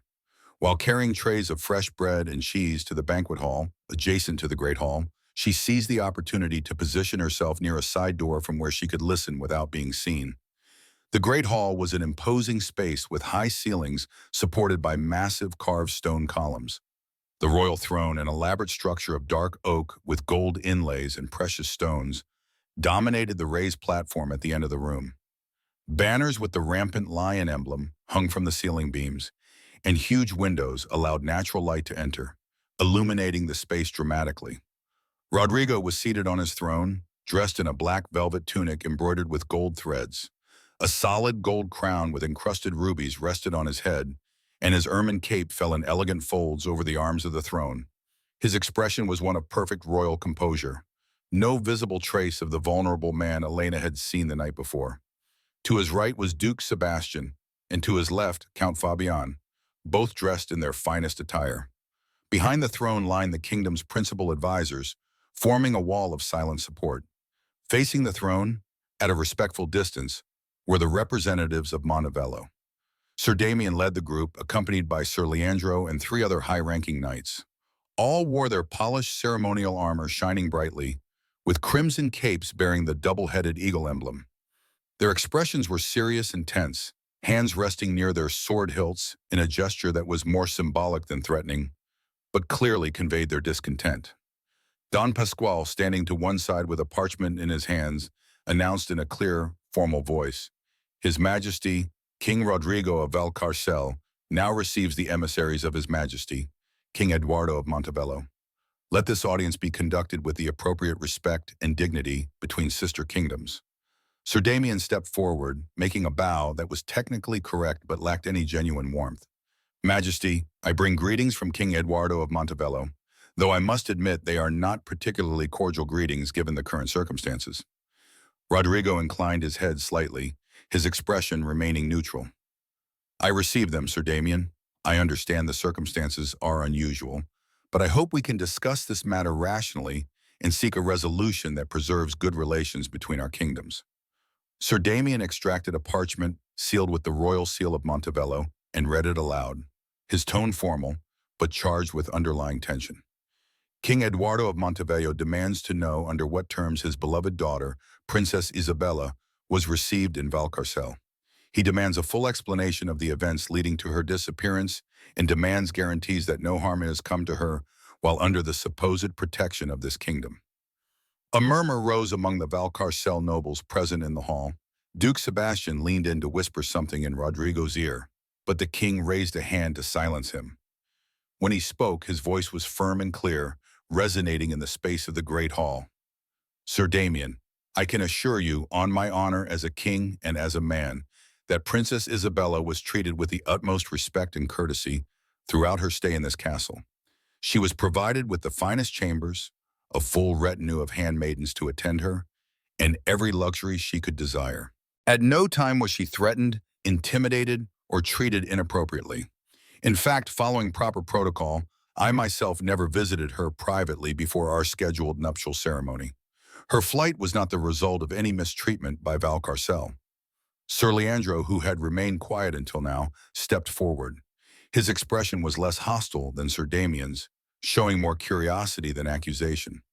Majesty, if I may ask with respect, do you have any evidence to back your claim? You will understand that King Eduardo needs more than words to explain how his daughter disappeared the night before her royal wedding. Rodrigo nodded as if he had been expecting exactly that question. He gestured to Don Pasquale, who approached with another parchment. We have considerable evidence. We found in the princess's chambers several unfinished letters addressed to a secret lover. We also discovered a miniature portrait of a young man the princess kept in her private oratory with words written on the back declaring her love for him.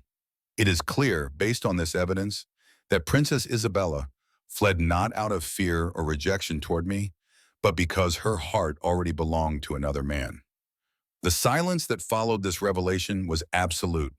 The Montevello knights exchanged looks of evident surprise. Sir Damien clenched his jaw, his face reddening slightly. Sir Leandro, on the other hand, seemed more thoughtful than angry, as if this information confirmed suspicions he already held. "Do you have this portrait?" asked Sir Damien finally, his voice tense. "Can we see it?" Rodrigo hesitated briefly. Elena, listening from her hiding place, held her breath. She remembered the king had kept the portrait in an inner pocket of his tunic the night before, declaring no one else needed to see it. Would he share it now, under diplomatic pressure? "The portrait is in my possession," replied Rodrigo finally, "but I do not see how showing it would serve any productive purpose. What is important is that it exists and clearly demonstrates the princess's true motivations. It was not a rejection of me personally, but a choice to follow her heart." Sir Damien stepped forward, his expression becoming more aggressive. "With all respect, Majesty, a claim without visible evidence is just that, a claim. How do we know you haven't fabricated this story to protect your own reputation? A king left at the altar would have every motivation to create a narrative absolving him of any blame." The temperature in the hall seemed to drop several degrees. The Valcarcel nobles stiffened, some bringing hands to their ceremonial swords. Duke Sebastian stood up abruptly, his face red with indignation. "How dare you question King Rodrigo's word? This is an intolerable insult." Rodrigo raised a hand, his expression still controlled, though Elena could see the tension in his jaw. "Peace, Sebastian. Sir Damien is being protective of his princess, as is his duty. I do not blame him for his skepticism." He turned to the Montevello knight. "Sir Damien, I offer you this. All of Princess Isabella's belongings have been carefully packed and are ready to be returned to Montevello. You may inspect every item, read the letter she left unfinished, and form your own conclusions. Furthermore, there are witnesses among my staff who can confirm the respectful treatment the princess received." Leandro intervened again, his tone more conciliatory. "Majesty, that is fair and generous. I appreciate your willingness to provide evidence, But this leaves an important question unanswered. Do you know where Princess Isabella is now? Do you have any information on her current whereabouts? Rodrigo shook his head. No, she disappeared during the night with the help of some of her most loyal servants. Our guards noticed nothing unusual until morning, when it was too late to track her. She could be anywhere now, presumably with the man she loves.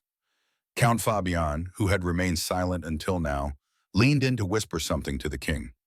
Rodrigo listened briefly before nodding and turning back to the Montebello emissaries.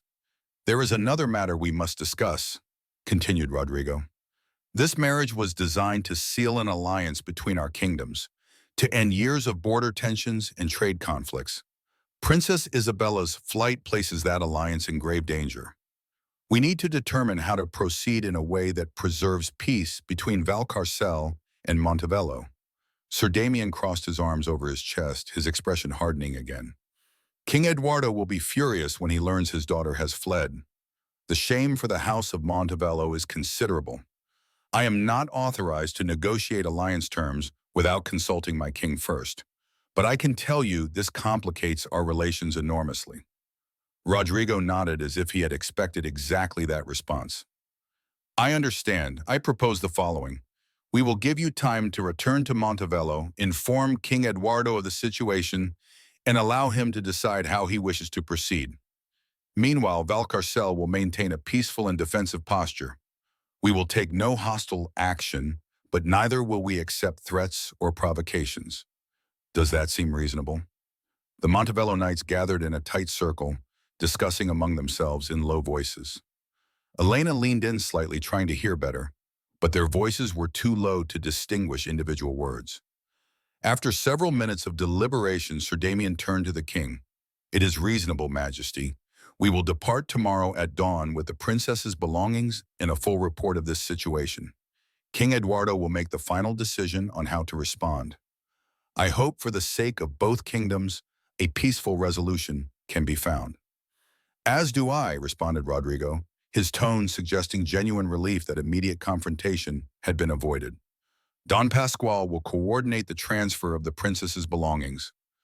We will also provide supplies for your return journey and an escort to the border if you wish. Sir Damien made a deeper bow this time, though his expression remained cautious. We thank you for your cooperation, Majesty. Let us hope this crisis can be resolved without bloodshed.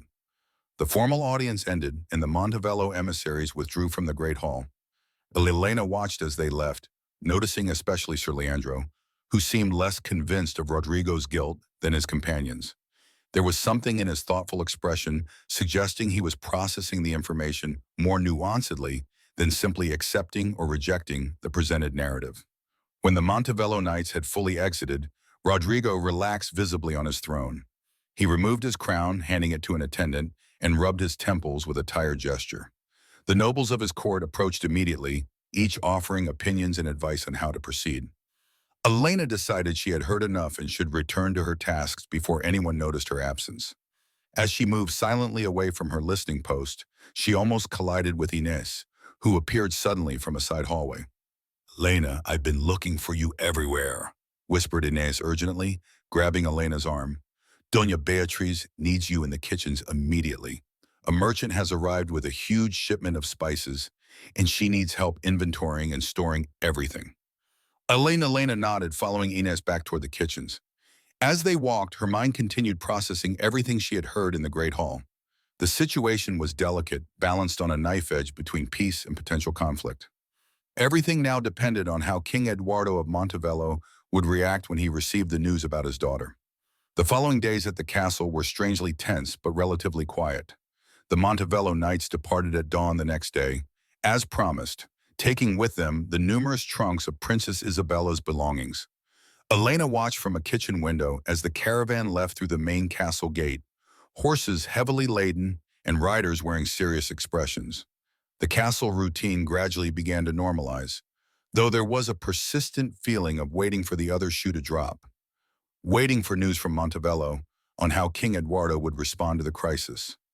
Meanwhile, Elena continued with her usual tasks in the kitchens, but found her thoughts wandering frequently to her conversation with King Rodrigo. She hadn't seen him since that night in his private chambers. He was busy with matters of state, meetings with advisors, defensive preparations in case Montevideo decided to respond with military aggression. Elena told herself it was better this way, that the conversation had been an anomaly, a moment out of time that would never be repeated. A king and a maid had nothing in common except that brief human connection born of extraordinary circumstances. But despite her logic, she couldn't deny something had changed inside her. She had seen the man behind the crown, and that vision had created a connection she couldn't simply ignore or forget. She found herself thinking of him at unexpected moments, while kneading bread, while scrubbing cauldrons, while preparing for sleep at night. A week after the departure of the Montevideo emissaries, Elena was in the castle's back courtyard hanging clean laundry on ropes stretched between two wooden posts. The sun had finally emerged after days of gray skies, bathing the castle in golden light that made the damp stones shine and pleasantly warmed the crisp autumn air. The gentle wind fluttered the white sheets, creating a soothing rhythm as Elena worked with efficient movements born of years of practice. She was so concentrated on her task, she didn't hear footsteps approaching until a familiar voice startled her. "Elena de los Campos, may I steal a moment of your time?" Elena turned quickly, almost dropping the sheet she held. Sir Leandro stood a few steps away, dressed not in his ceremonial armor, but in simpler travel clothes. A dark brown wool tunic over a white linen shirt, black leather trousers, and tall boots. A dark green cape hung from his shoulders, fastened with a silver brooch bearing the Montevideo emblem. His reddish blonde hair shone in the sunlight, and his green eyes watched her with an expression combining curiosity and something else Elena couldn't fully identify. She gave a quick curtsy, surprised by his presence. "Sir Leandro, I thought you had departed with the other emissaries a week ago. Why are you still at the castle?" The knight smiled, a warm expression transforming his face from serious to kind. "I returned last night. I was sent back by King Eduardo with a message for King Rodrigo and an additional task requiring your assistance specifically." Elena blinked, confused. "My assistance? I do not understand how I could help in diplomatic matters between kingdoms." Sir Leandro looked around the courtyard, ensuring they were relatively alone before continuing. "King Eduardo has received our report on his daughter's flight. As you can imagine, he is furious, hurt, and deeply worried. But he is also a pragmatic man who understands declaring war against Valcarco will not bring Isabella back nor repair his stained honor. Instead, he has ordered a discreet investigation to locate his daughter and determine exactly what motivated her to make such a drastic decision." Elena nodded slowly, beginning to understand where the conversation was heading. "And you believe I can help with that investigation because I was in her chambers, because I saw her personal belongings?" "Exactly," confirmed Sir Leandro, his eyes shining with approval at her quick understanding. "You saw things others did not. You found that portrait, read fragments of her letters. King Eduardo wants someone without political loyalties to either kingdom to provide an honest perspective on his daughter's state of mind. And based on my observations during my time supervising the inventory, you are both perceptive and discreet." Elena felt a mixture of honor and apprehension at the proposal. "Sir Leandro, I appreciate your trust, but I remain just a servant. My opinion hardly carries the weight King Eduardo would seek in such an important investigation."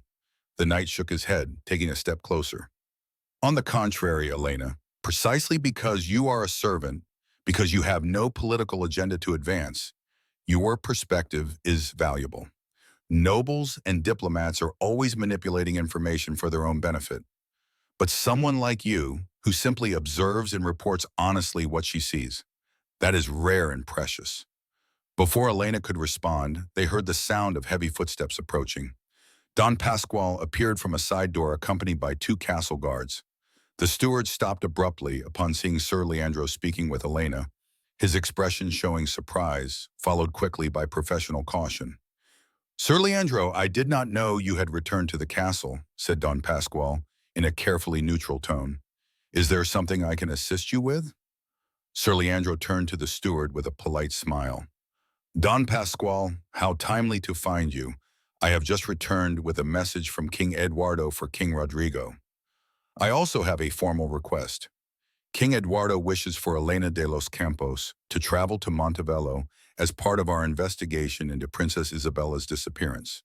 She would provide testimony regarding the state of the princess's chambers and any evidence she found there. Don Pasquale frowned, clearly taken aback by this unusual request. That is highly irregular, Sir Leandro. Elena is a servant of Valcarcel Castle. We have no precedent for sending our staff to another kingdom for interrogation. It would not be an interrogation, clarified Sir Leandro quickly. It would simply be a voluntary conversation on her part, where she could share her observations. King Eduardo seeks not to blame anyone, but to understand what happened to his daughter. And Elena would be treated with the utmost respect and protected under my personal guarantee throughout her time in Montevello. Elena exchanged glances with Don Pasquale, seeing her own uncertainty reflected in the steward's eyes. The situation was extraordinary, unprecedented in her experience, but there was also something tempting in the idea, an opportunity to see beyond the boundaries of her daily life in the castle. I will need to consult with King Rodrigo on this, said Don Pasquale finally. I cannot approve such a request without his express authorization. Sir Leandro, if you accompany me, we can seek an audience with His Majesty right now. Sir Leandro nodded. Of course, Elena, I hope you seriously consider this opportunity. I believe you could make a valuable contribution to resolving this diplomatic crisis. As Don Pasquale and Sir Leandro walked away toward the castle interior, Elena stood in the courtyard, her mind rapidly processing everything that had just happened. Traveling to Montevello, speaking directly with King Eduardo, it was a possibility she would never have imagined just 2 weeks ago. Inez appeared from the kitchens carrying another basket of clean laundry to hang. Who was that handsome knight you were talking to? She asked with evident curiosity and a mischievous smile. He's not from the castle, that's for sure. His accent is clearly from Montevello. Elena took the basket, using the physical activity of hanging more clothes to organize her thoughts as she replied. It is Sir Leandro, one of the Montevello emissaries. He has returned with a message for the king and a request involving me directly. Inez let out a low whistle, impressed. You involved in diplomatic matters? Who would have thought? 2 weeks ago you were just another kitchen maid, and now you are being summoned by kings and knights. It is like something out of those stories bards tell. Elena laughed softly despite her nervousness. I am not sure it is something to celebrate, Inez. Bard stories usually include much more drama and danger than I would like to experience in real life. The two girls continued working in silence for several minutes, the quiet rhythm of domestic tasks providing a soothing contrast to Elena's tumultuous thoughts. But that peace was interrupted by the arrival of a young page gasping from running from inside the castle. Elena de los Campos, called the boy, bending over to catch his breath. Don Pasquale sends me to find you. King Rodrigo wishes to see you immediately in the private audience room. You must come right now.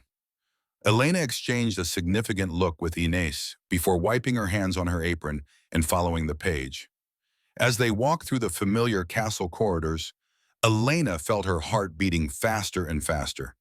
What would the king have decided about Sir Leandro's request?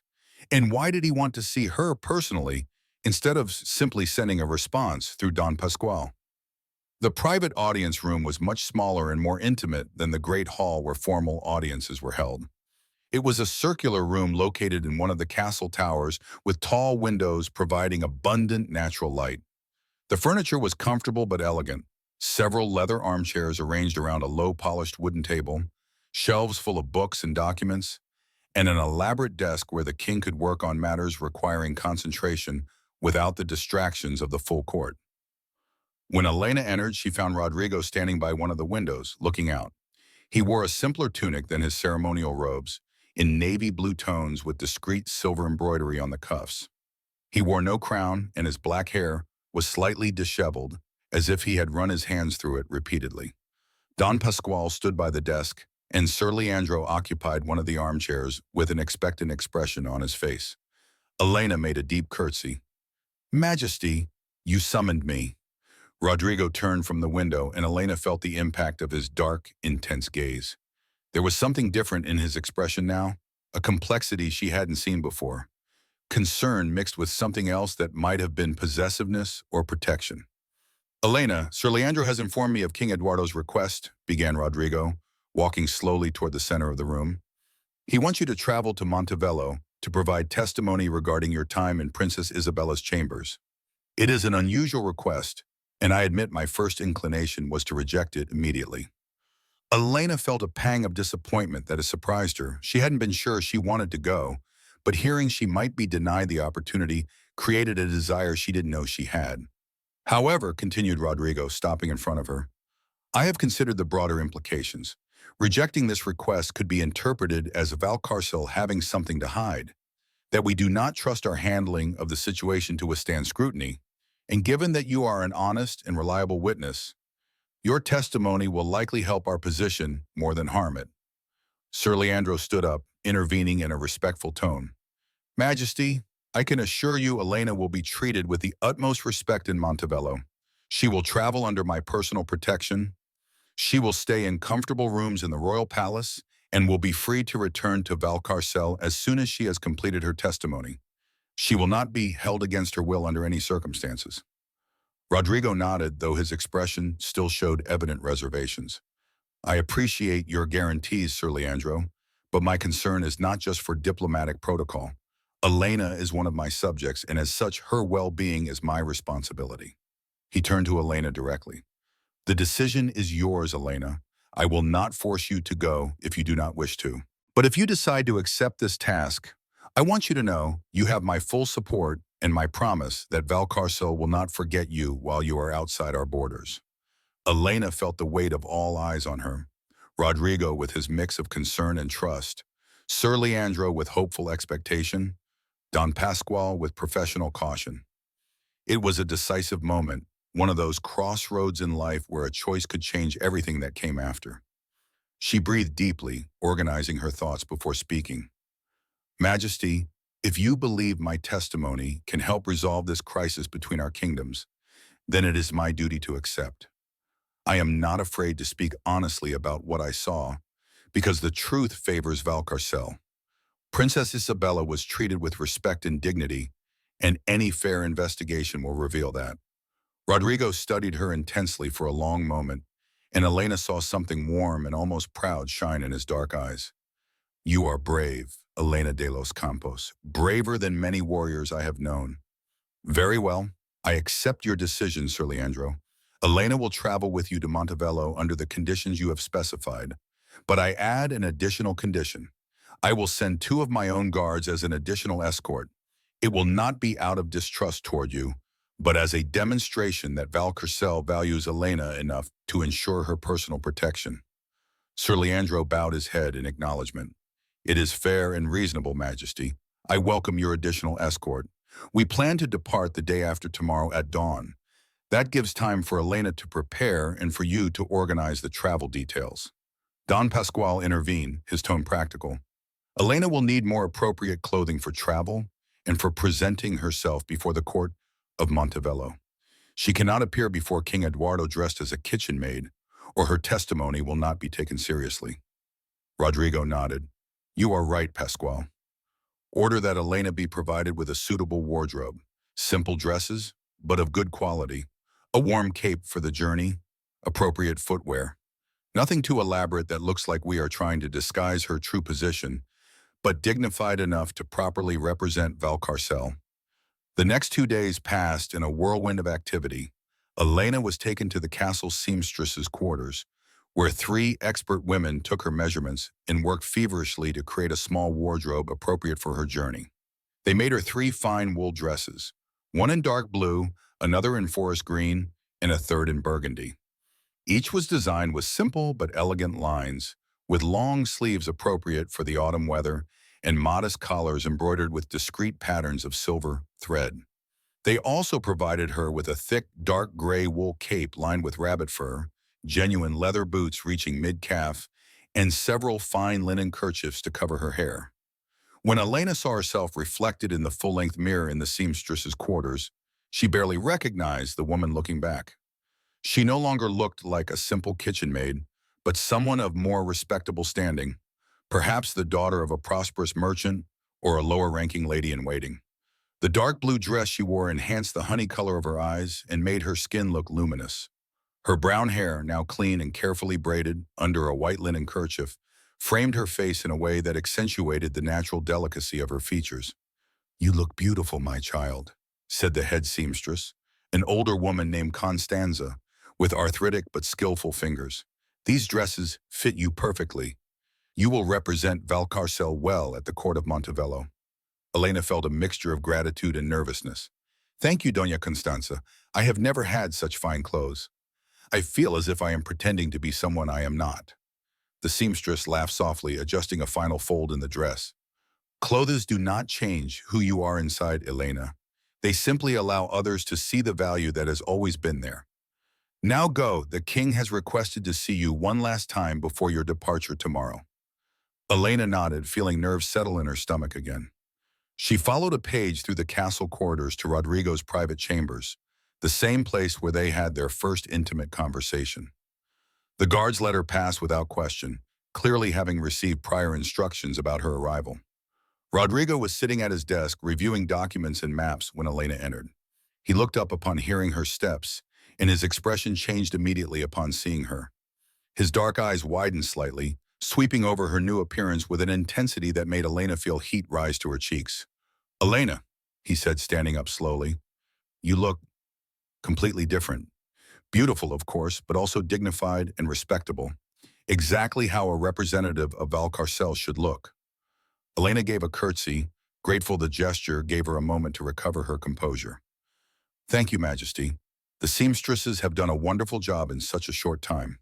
Rodrigo walked around the desk, approaching her, but maintaining an appropriate distance.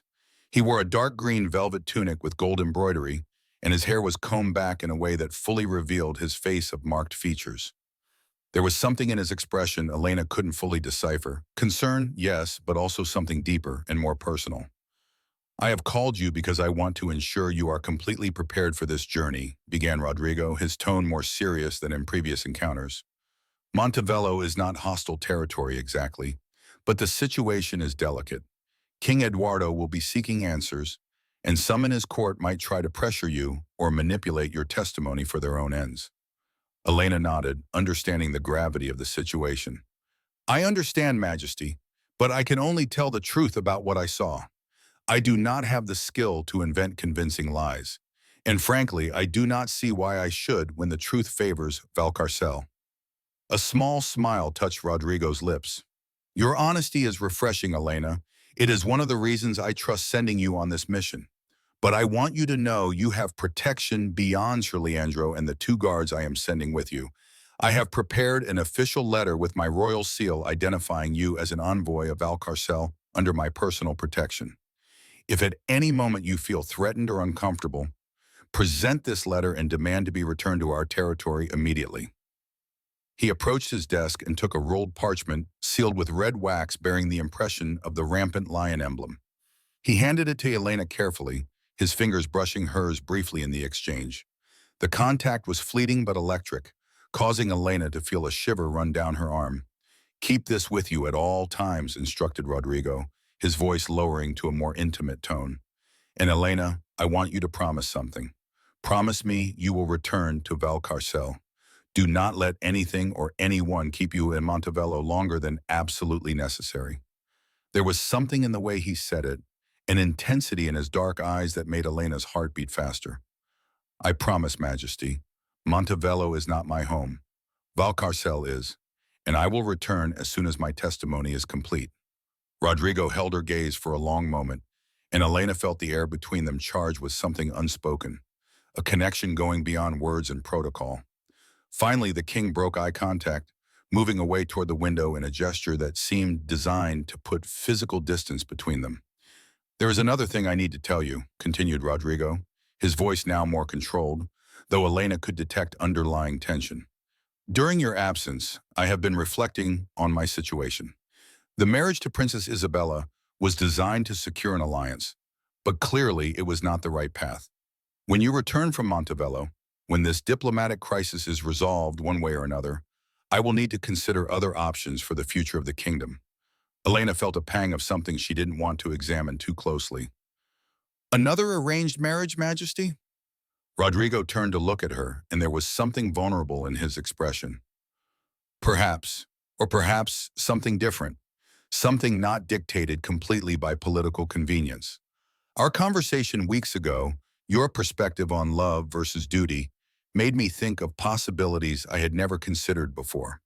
Before Elena could respond or even fully process what Rodrigo was implying, a loud knock sounded on the door.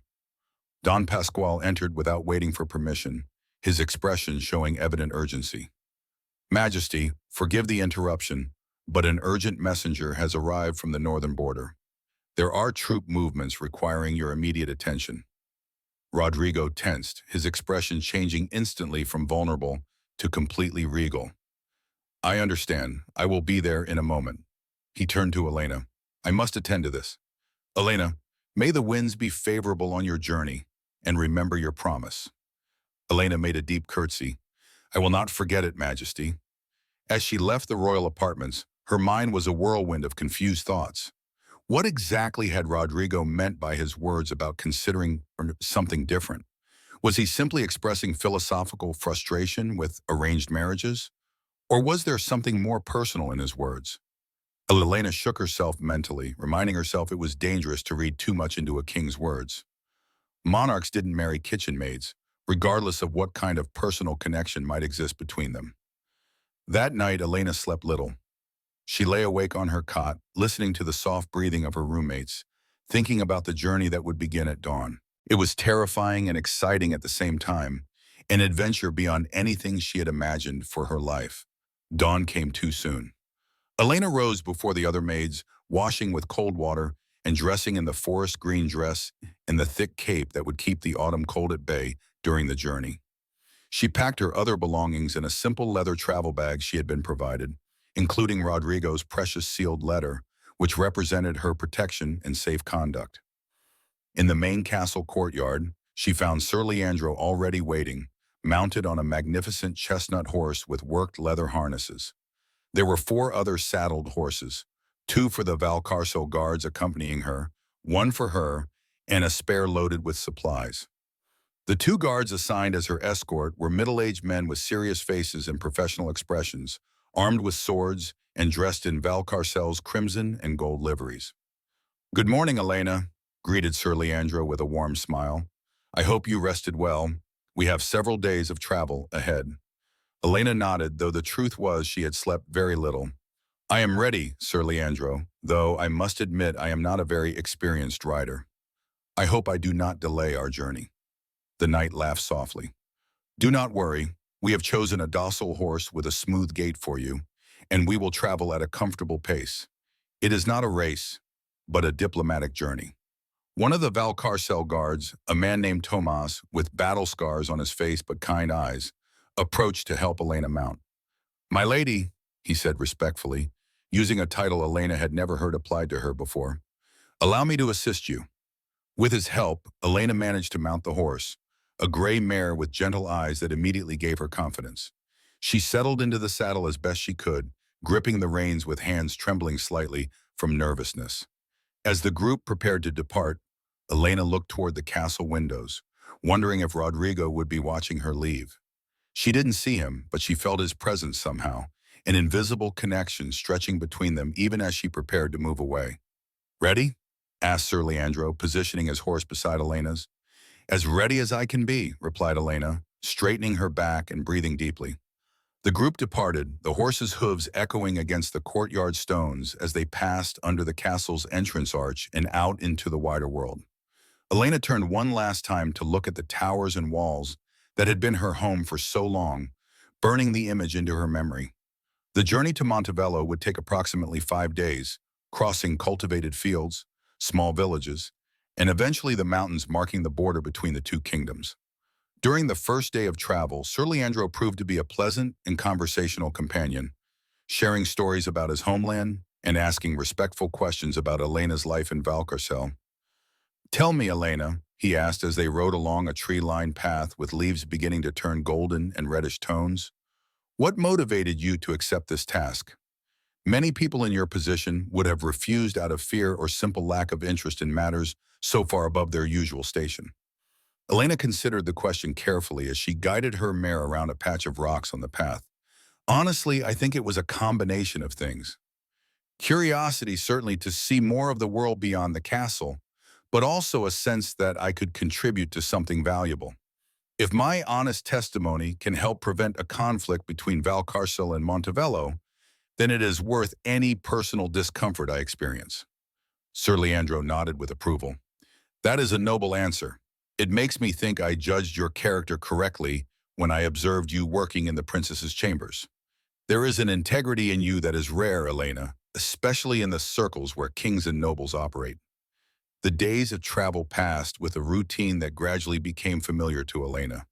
They rode from dawn until dusk, stopping briefly at noon to rest and eat simple provisions of bread, cured cheese, and dried fruits. At night, they stayed in modest inns along the way, where Sir Leandro ensured Elena had a private room while he and the guards shared common spaces. During these days, Elena got to know Sir Leandro better. She discovered he was the third son of a minor Montevello baron, originally destined for religious life until he demonstrated exceptional skill with the sword and was recruited for the king's service. He was cultured and well-read, capable of discussing philosophy and poetry with the same ease as military strategy, but he was also humble and considerate, treating Elena with genuine respect that went beyond simple protocol. On the afternoon of the fourth day, as they crossed a mountain pass with spectacular views of green valleys stretching toward the horizon, Sir Leandro guided his horse closer to Elena's. His expression was more serious than usual, as if carefully considering his next words. Elena, there is something I must tell you before we arrive in Montevideo tomorrow, he began, his voice lowering so only she could hear, while the guards rode some distance behind.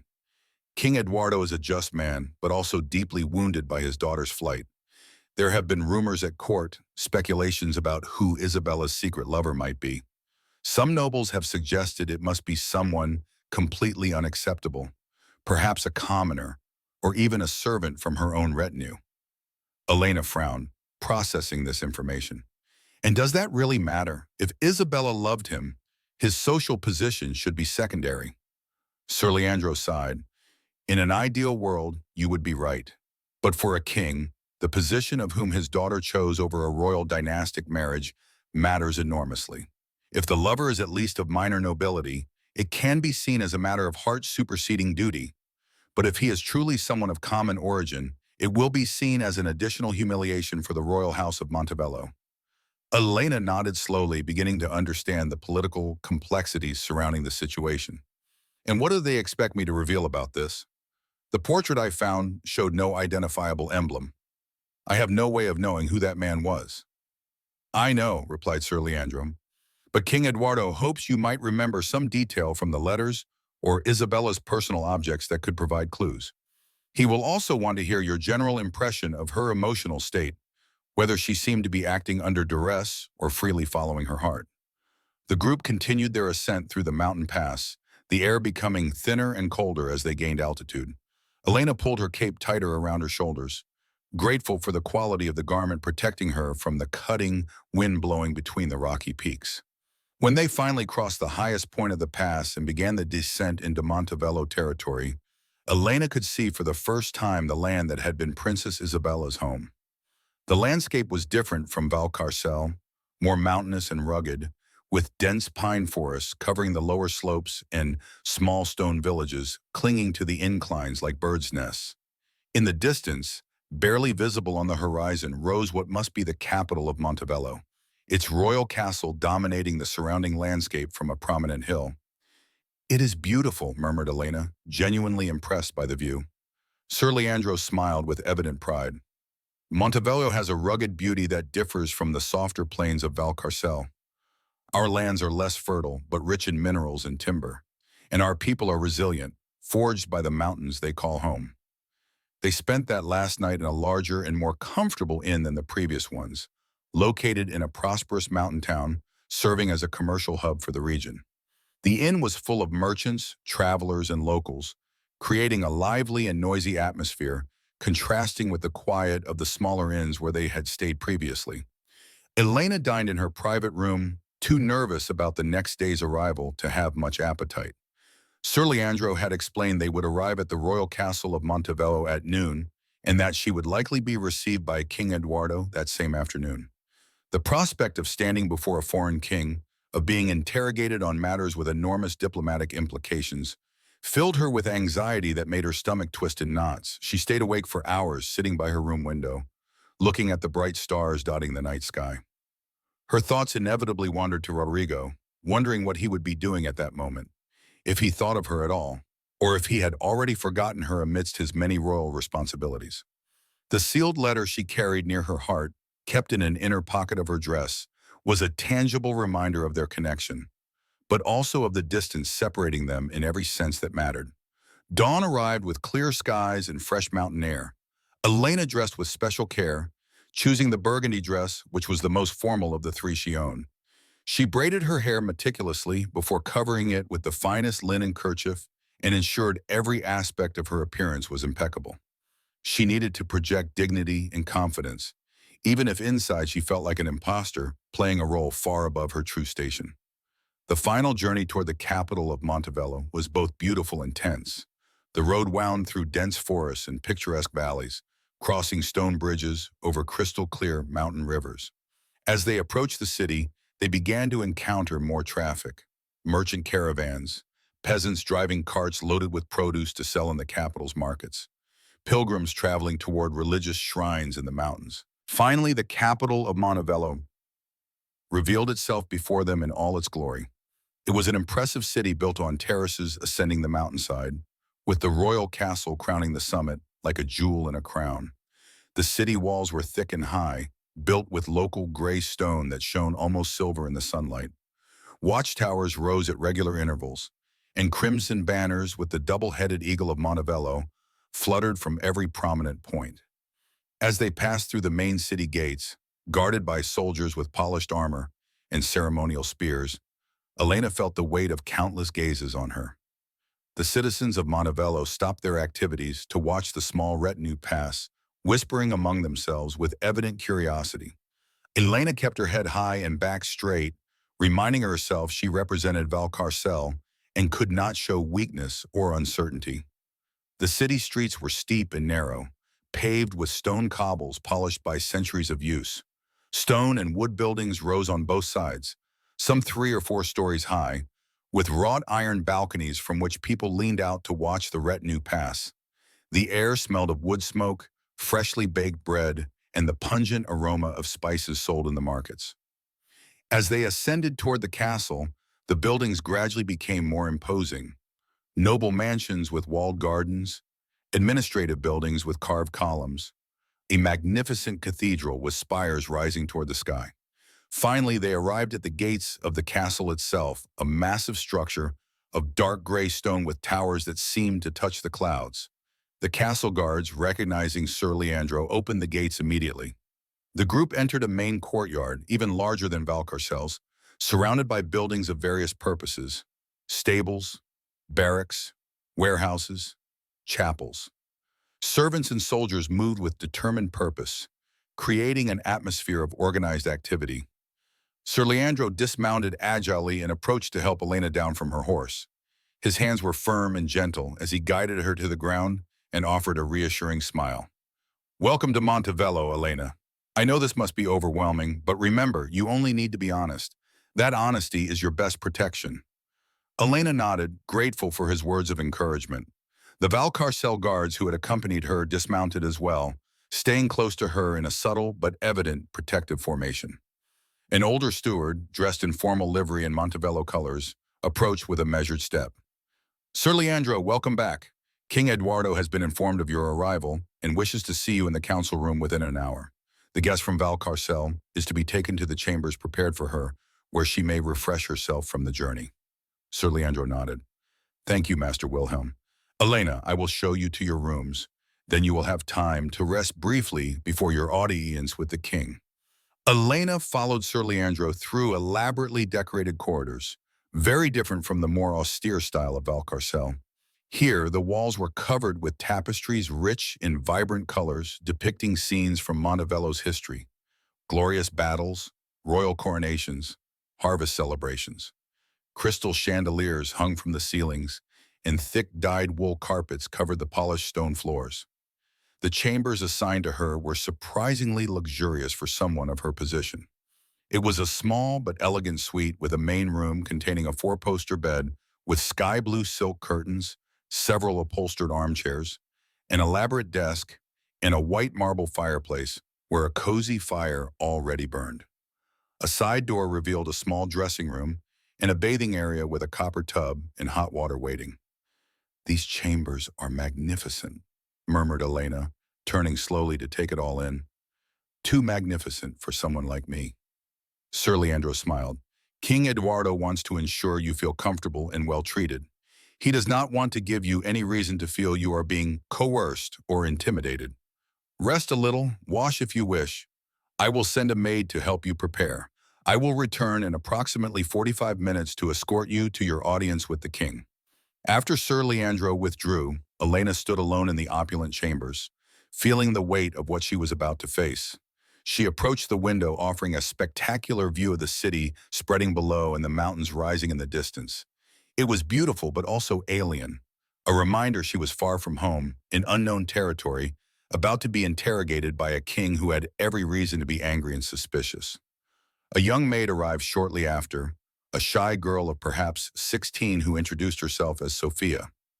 With her help, Elena washed her face and hands, changed into a fresh dress, the dark blue one that had been the first made for her, and allowed Sophia to rebraid her hair more elaborately before covering it again with the clean kerchief. When Sir Leandro returned exactly as promised, he found Elena sitting in one of the armchairs with hands clasped in her lap and an expression of nervous determination on her face. "Ready?" he asked gently. Elena stood up, smoothing imaginary wrinkles from her dress. "As ready as I can be." "Sir Leandro, may I ask you something before we go?" "Of course." "King Eduardo is a just man. Will he really listen to what I have to say, or has he already decided what to believe?"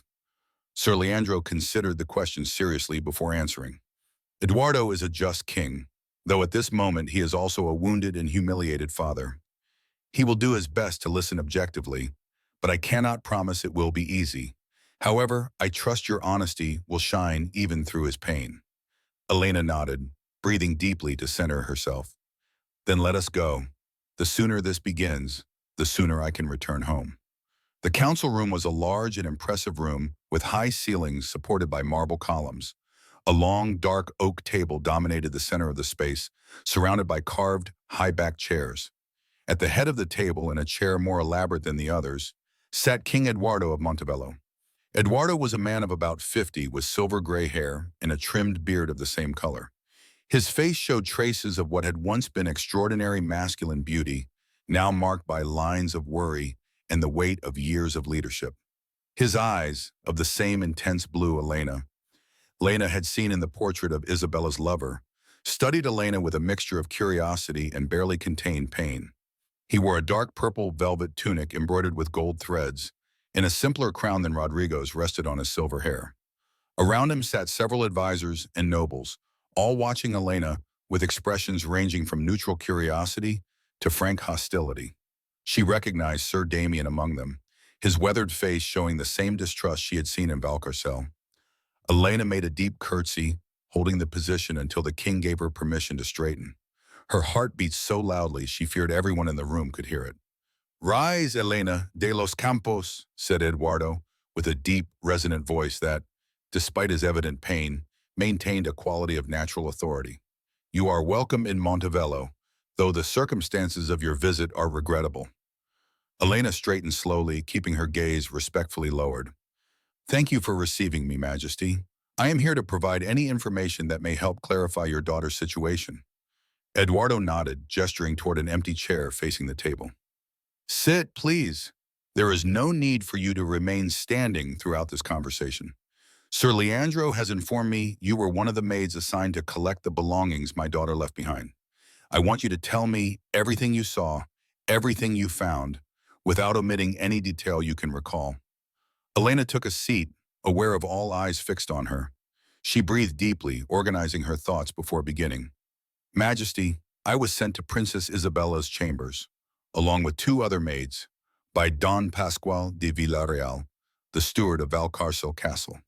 When we entered, we found rooms prepared with the utmost opulence and care. Every detail had been considered to make the princess feel comfortable and welcome. She proceeded to describe meticulously what she had seen: the luxurious furniture, the valuable jewelry left behind, the elaborate dresses, all signs that Isabella had been treated like the royalty she was. Eduardo listened intensely, his eyes never leaving Elena's face, as if evaluating every word for falsehood. But the most significant thing I found, continued Elena, her voice becoming softer, was in the princess's private oratory. There was a prayer book open on the kneeler, as if she had been praying recently. Between the pages, I found a miniature portrait of a young man. On the back, written in what I recognized as the princess's handwriting, based on the unfinished letters I also found, were the words, "My only true love, my reason for being." A murmur rose among the gathered advisors. Eduardo closed his eyes briefly, an expression of pain crossing his face. When he opened them again, unshed tears shone at their edges. "You saw that portrait?" he asked in a tense voice. "Could you describe the man depicted?" Elena nodded. He was young, perhaps the same age as the princess or a few years older. Dark brown hair, very intense blue eyes, aristocratic but kind features. He wore what appeared to be a knight's livery, though he bore no identifiable emblem revealing his house or allegiance. Sir Damien leaned forward abruptly. "Intense blue eyes, you say?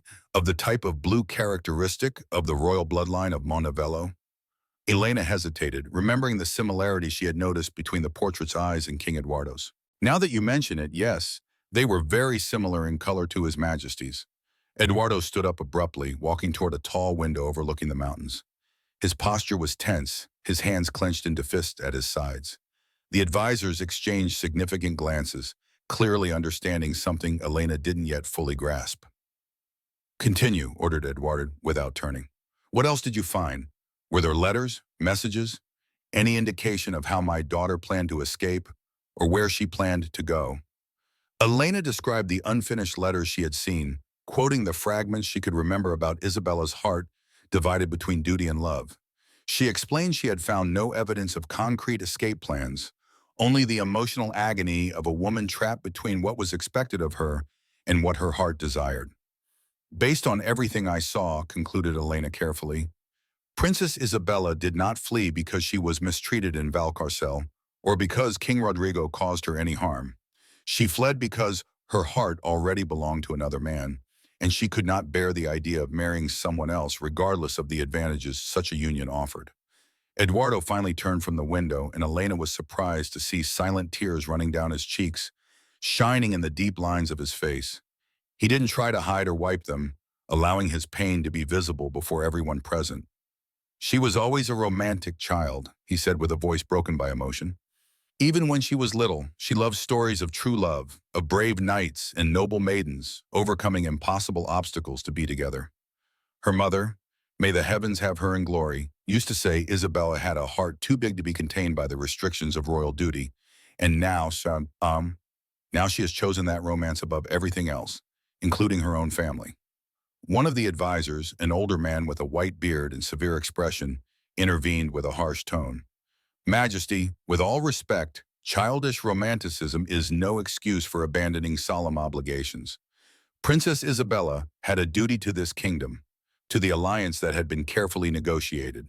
Her flight has endangered—" "Silence!" roared Eduardo with sudden ferocity that made everyone in the room jump. "My daughter may have made a terrible mistake. She may have caused a diplomatic scandal, but she remains my daughter. I will not allow you to condemn her in my presence, Borum." The advisor sank into his chair, murmuring a hasty apology. Eduardo breathed deeply several times, visibly struggling to regain control over his emotions. When he spoke again, his voice was calmer but charged with deep sadness. "Elena de los Campos, I thank you for your honesty. You have confirmed what I already knew in my heart, that my daughter acts out of love, not fear or malice. That does not alleviate the shame she has brought upon our house, but at least it gives me some comfort knowing she followed her heart." He turned to Sir Leandro. "You have fulfilled your mission well, Leandro. Elena has been treated fairly here, correct?" Sir Leandro nodded.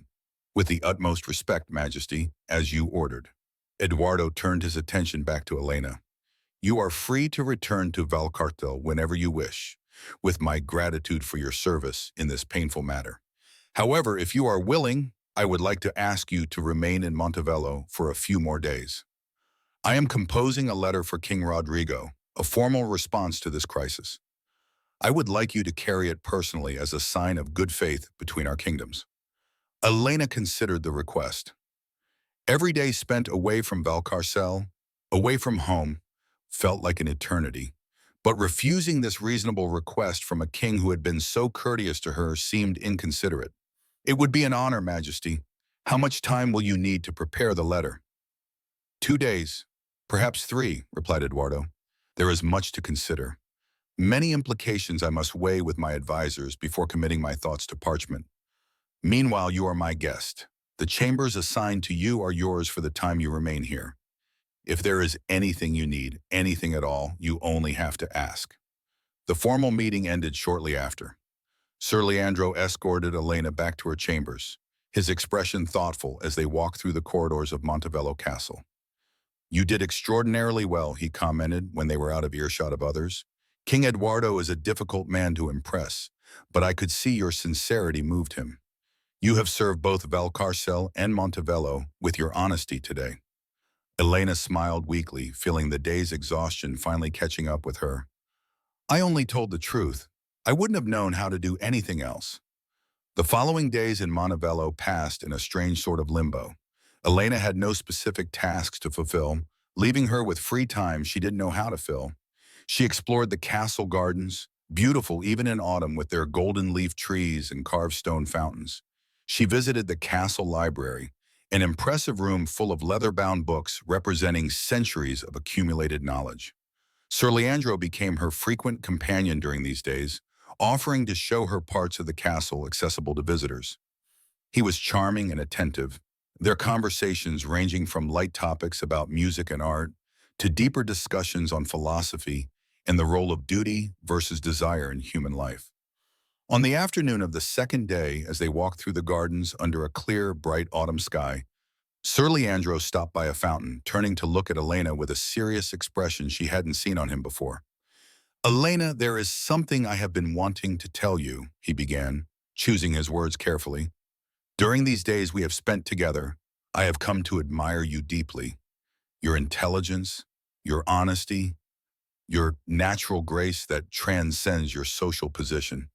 You are an extraordinary woman. Elena felt a pang of alarm, sensing where the conversation was heading. Sir Leandro, you are very kind, but please let me finish, he interrupted gently. I know there are barriers between us, differences of kingdom, of social position, but I have seen how those barriers can be overcome when there is true affection. Princess Isabella chose love over duty, and although the consequences were complicated, I cannot help thinking she had courage in doing so. Elena, would you consider the possibility of remaining in Montevello? Not as a servant, but as someone I could court properly with hopes that eventually you might feel for me a fraction of what I feel for you. Elena gasped, completely taken by surprise by the proposal.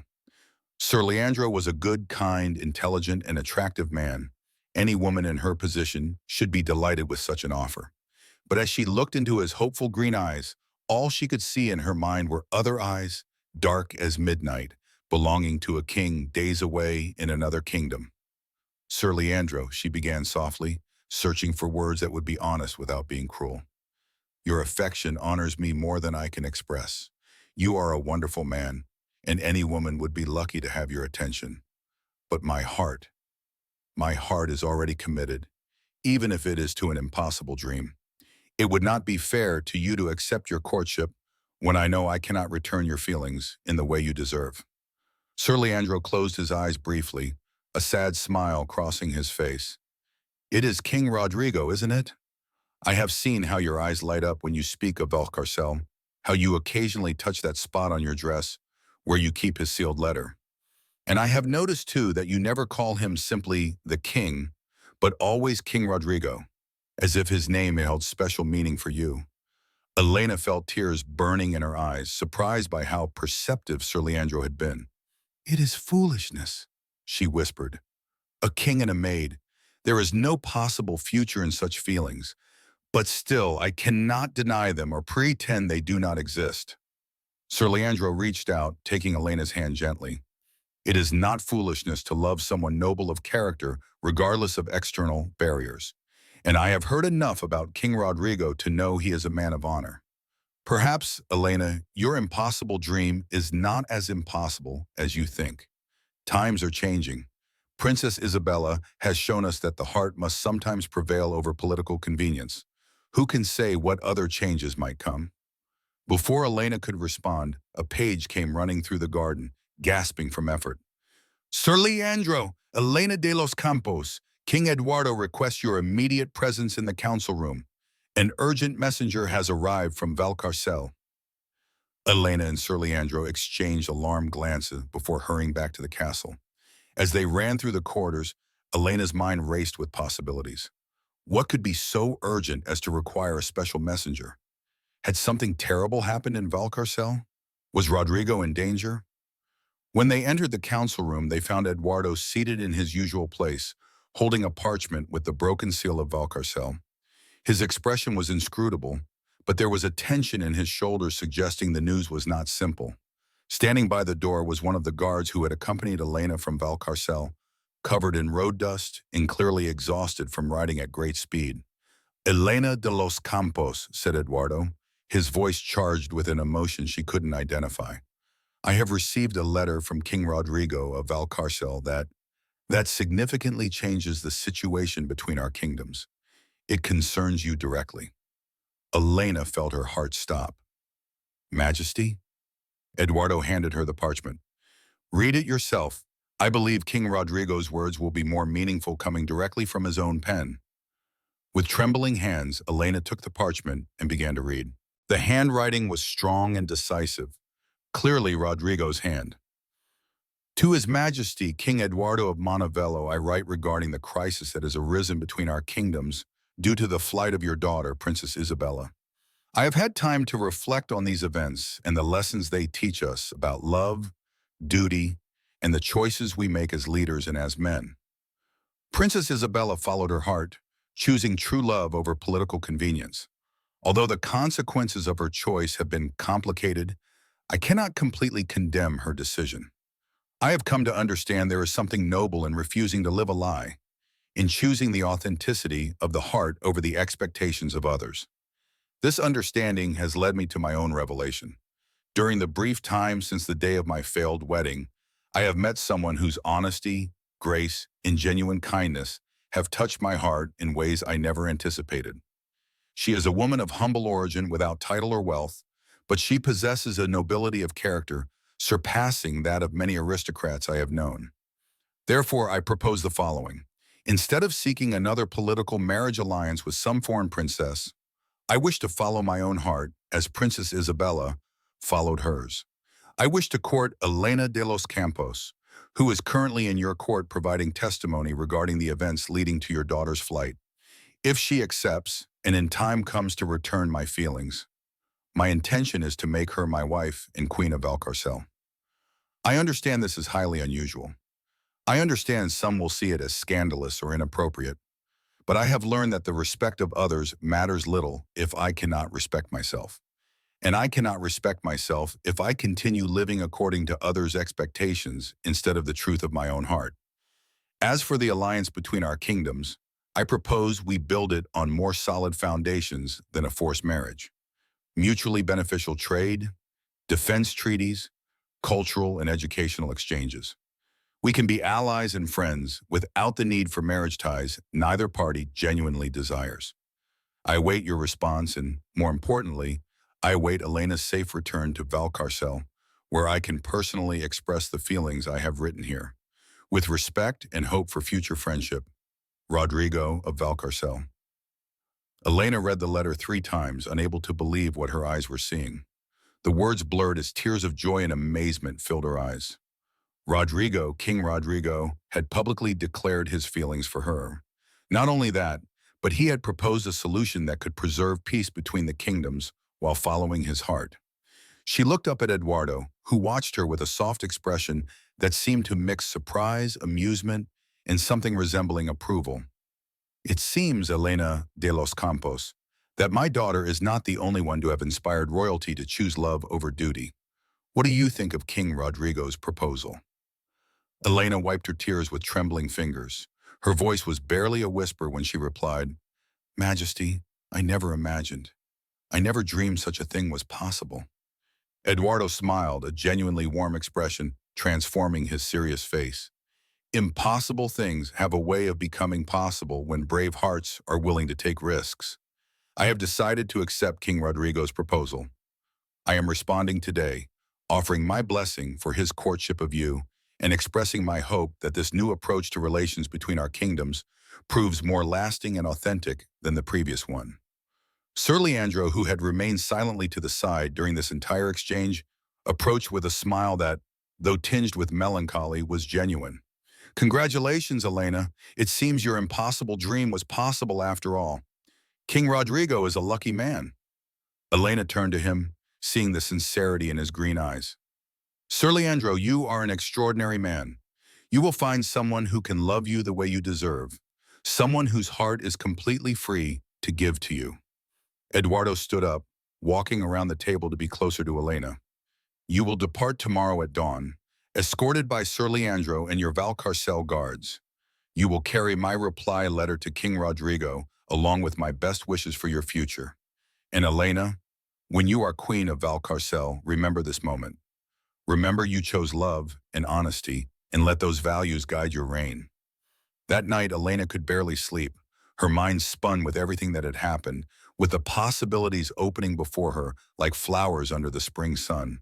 The return journey to Valcarcel the next day passed in a haze of anxious anticipation.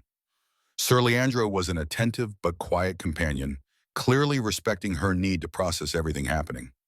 When finally the familiar towers of Valcarcel Castle appeared on the horizon, Elena felt her heart expand with a mixture of relief, joy, and nervousness.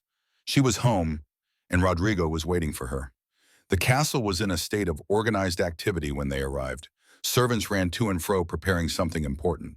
Fresh banners were being hung, and there was an air of celebration in the atmosphere, completely different from the tension she had left behind. Don Pascual received her personally in the main courtyard, his usually serious face split by a genuine smile. Elena, welcome back. The king has been counting the hours until your arrival.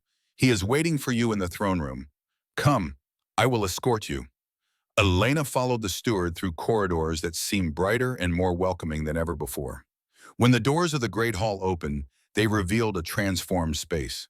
Fresh flowers were arranged in large vases. Lit candles filled the air with golden light, and soft music played by court musicians created an almost magical atmosphere. And there, standing in front of his throne but not sitting on it, was Rodrigo.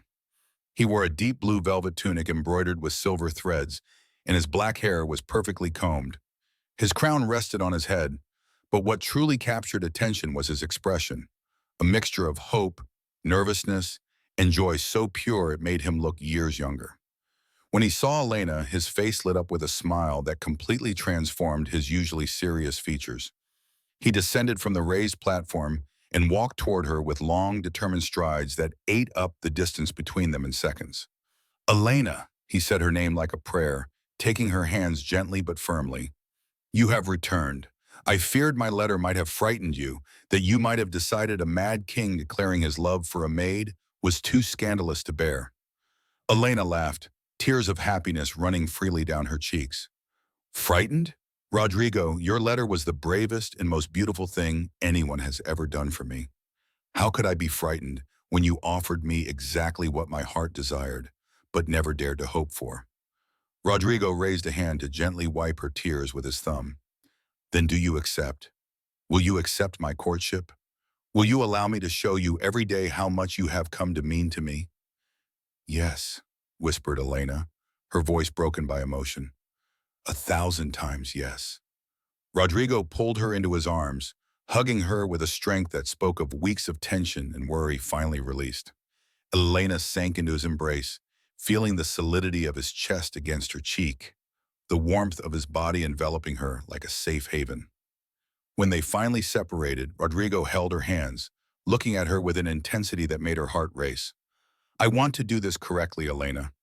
I will court you as you deserve, with respect, with patience, giving you time to be sure of your feelings. And when we are both ready, when there are no doubts in either of our hearts, I will ask you to be my wife in front of the entire kingdom. The following months were like a dream. Rodrigo kept his promise of proper courtship. They spent hours each day talking, getting to know every aspect of each other. He shared with her the complexities of governing a kingdom, the difficult decisions he faced, his hopes and fears. She told him about her life before the castle, her simple dreams, her observations on human nature developed through years of silently watching from the margins of society. They walked together through the castle gardens, rode through the surrounding fields, read poetry in the library. Rodrigo taught Elena about history and politics, while she taught him about compassion and perspective, about seeing beyond class divisions to the shared humanity of all people. The court of Valcarcel gradually came to accept the extraordinary relationship developing between their king and the former maid.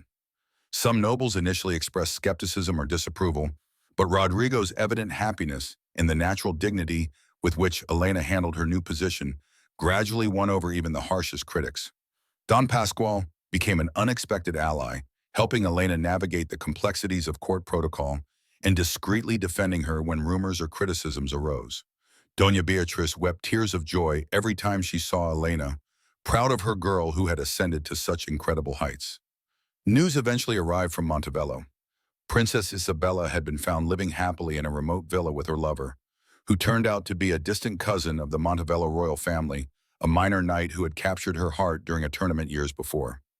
Eduardo, after his experience with Rodrigo and Elena, had decided to forgive his daughter and accept her choice, though not without establishing certain conditions on how they would live and behave in public. The following spring, 6 months after Elena's return from Montebello, Rodrigo finally took her to the castle gardens on a perfect afternoon when the flowers were in full bloom and the air was filled with the sweet scent of jasmine and roses. There, under an arch covered in flowering vines, he fell to his knees before her. "Elena de los Campos," he said in a firm voice charged with emotion, "in you I have found not only a partner, but my soulmate. You have taught me that true value comes from character, not lineage. You have shown me that love can exist between a king and a maid, between two people who see each other not for their titles, but for their hearts. Would you do me the honor of becoming my wife, the Queen of Valcarcel, the partner of my life in my reign?" Elena fell to her knees in front of him, taking his face in her hands. "Rodrigo, my king, my love, nothing would make me happier than spending the rest of my life by your side." The wedding was celebrated 3 months later in a ceremony that was both intimate and grand. King Eduardo of Montebello attended as a guest of honor, along with Sir Leandro and other dignitaries from various neighboring kingdoms. Princess Isabella even made a surprise appearance, reconciled with her father and wishing to see the woman whose honesty had helped change the course of history. Elena walked down the aisle of the same chapel where Rodrigo had waited in vain months before, but this time with confidence and joy in every step. She wore a white silk dress embroidered with silver threads that captured the light like stars, and a delicate crown of white flowers adorned her brown hair, falling in soft waves over her shoulders. When her eyes met Rodrigo's waiting at the altar, she saw reflected in them the same overwhelming love she felt in her own heart. This was the moment none of them had anticipated, the impossible result of a series of extraordinary events that had begun with a princess fleeing and a king left at the altar. As they exchanged vows before Archbishop Leandro and the entire gathered court, promising love, loyalty, and companionship for life, Elena reflected on the strange turn her destiny had taken. From kitchen maid to queen, from silent observer of others' lives to active participant in a kingdom's history. It was more than she had ever dreamed, and yet it felt perfectly right, as if every experience in her life had been preparing her for this exact moment. When Rodrigo kissed her, sealing their union before God and witnesses, the castle erupted in celebration. Bells rang from every tower, music filled the air, and the citizens of Valcarcel gathered outside the castle shouted with joy. Their king had found love not in a foreign princess, but in one of them, and that made the celebration even sweeter. The banquet that followed was splendid, full of abundant food, wine flowing freely, music and dancing that continued well into the night. Elena moved among the guests as if born for the role, her natural grace and genuine kindness winning hearts wherever she went. When finally the celebration ended and Elena and Rodrigo retired to their shared chambers, he took her in his arms again, looking at her with an expression of wonder and gratitude. "My queen," he whispered, testing the words. "Elena, my wife, my love. Sometimes I have to pinch myself to believe this is real, that from the ashes of my humiliation rose the greatest gift I could have received." Elena smiled, her hand caressing his cheek with infinite tenderness. "They were not ashes, Rodrigo, they were seeds. Princess Isabella gave us the freedom to choose our own path, to find each other when otherwise we would never have truly met. We should thank her for leaving you at the altar, because that moment led to this." Rodrigo laughed, a sound of pure joy echoing in the room. "You are right as always. Then let us toast to princesses who flee, to brave hearts who choose love over duty, and to happy endings no one anticipated but everyone deserves." And so in the kingdom of Alcarcel began a new era, an era where love had triumphed over convenience, where character mattered more than lineage, and where a kitchen maid had become queen, not just in title, but in the hearts of all who knew her. Rodrigo and Elena ruled together for decades, their love only deepening with the years, their reign marked by justice, compassion, and the understanding that true nobility comes from within. And although many years later, when bards sang the story of how it all began, they always ended with the same words. "And so it was that they left the king at the altar, and he married a maid. And what happened next was the greatest love the kingdom had ever known."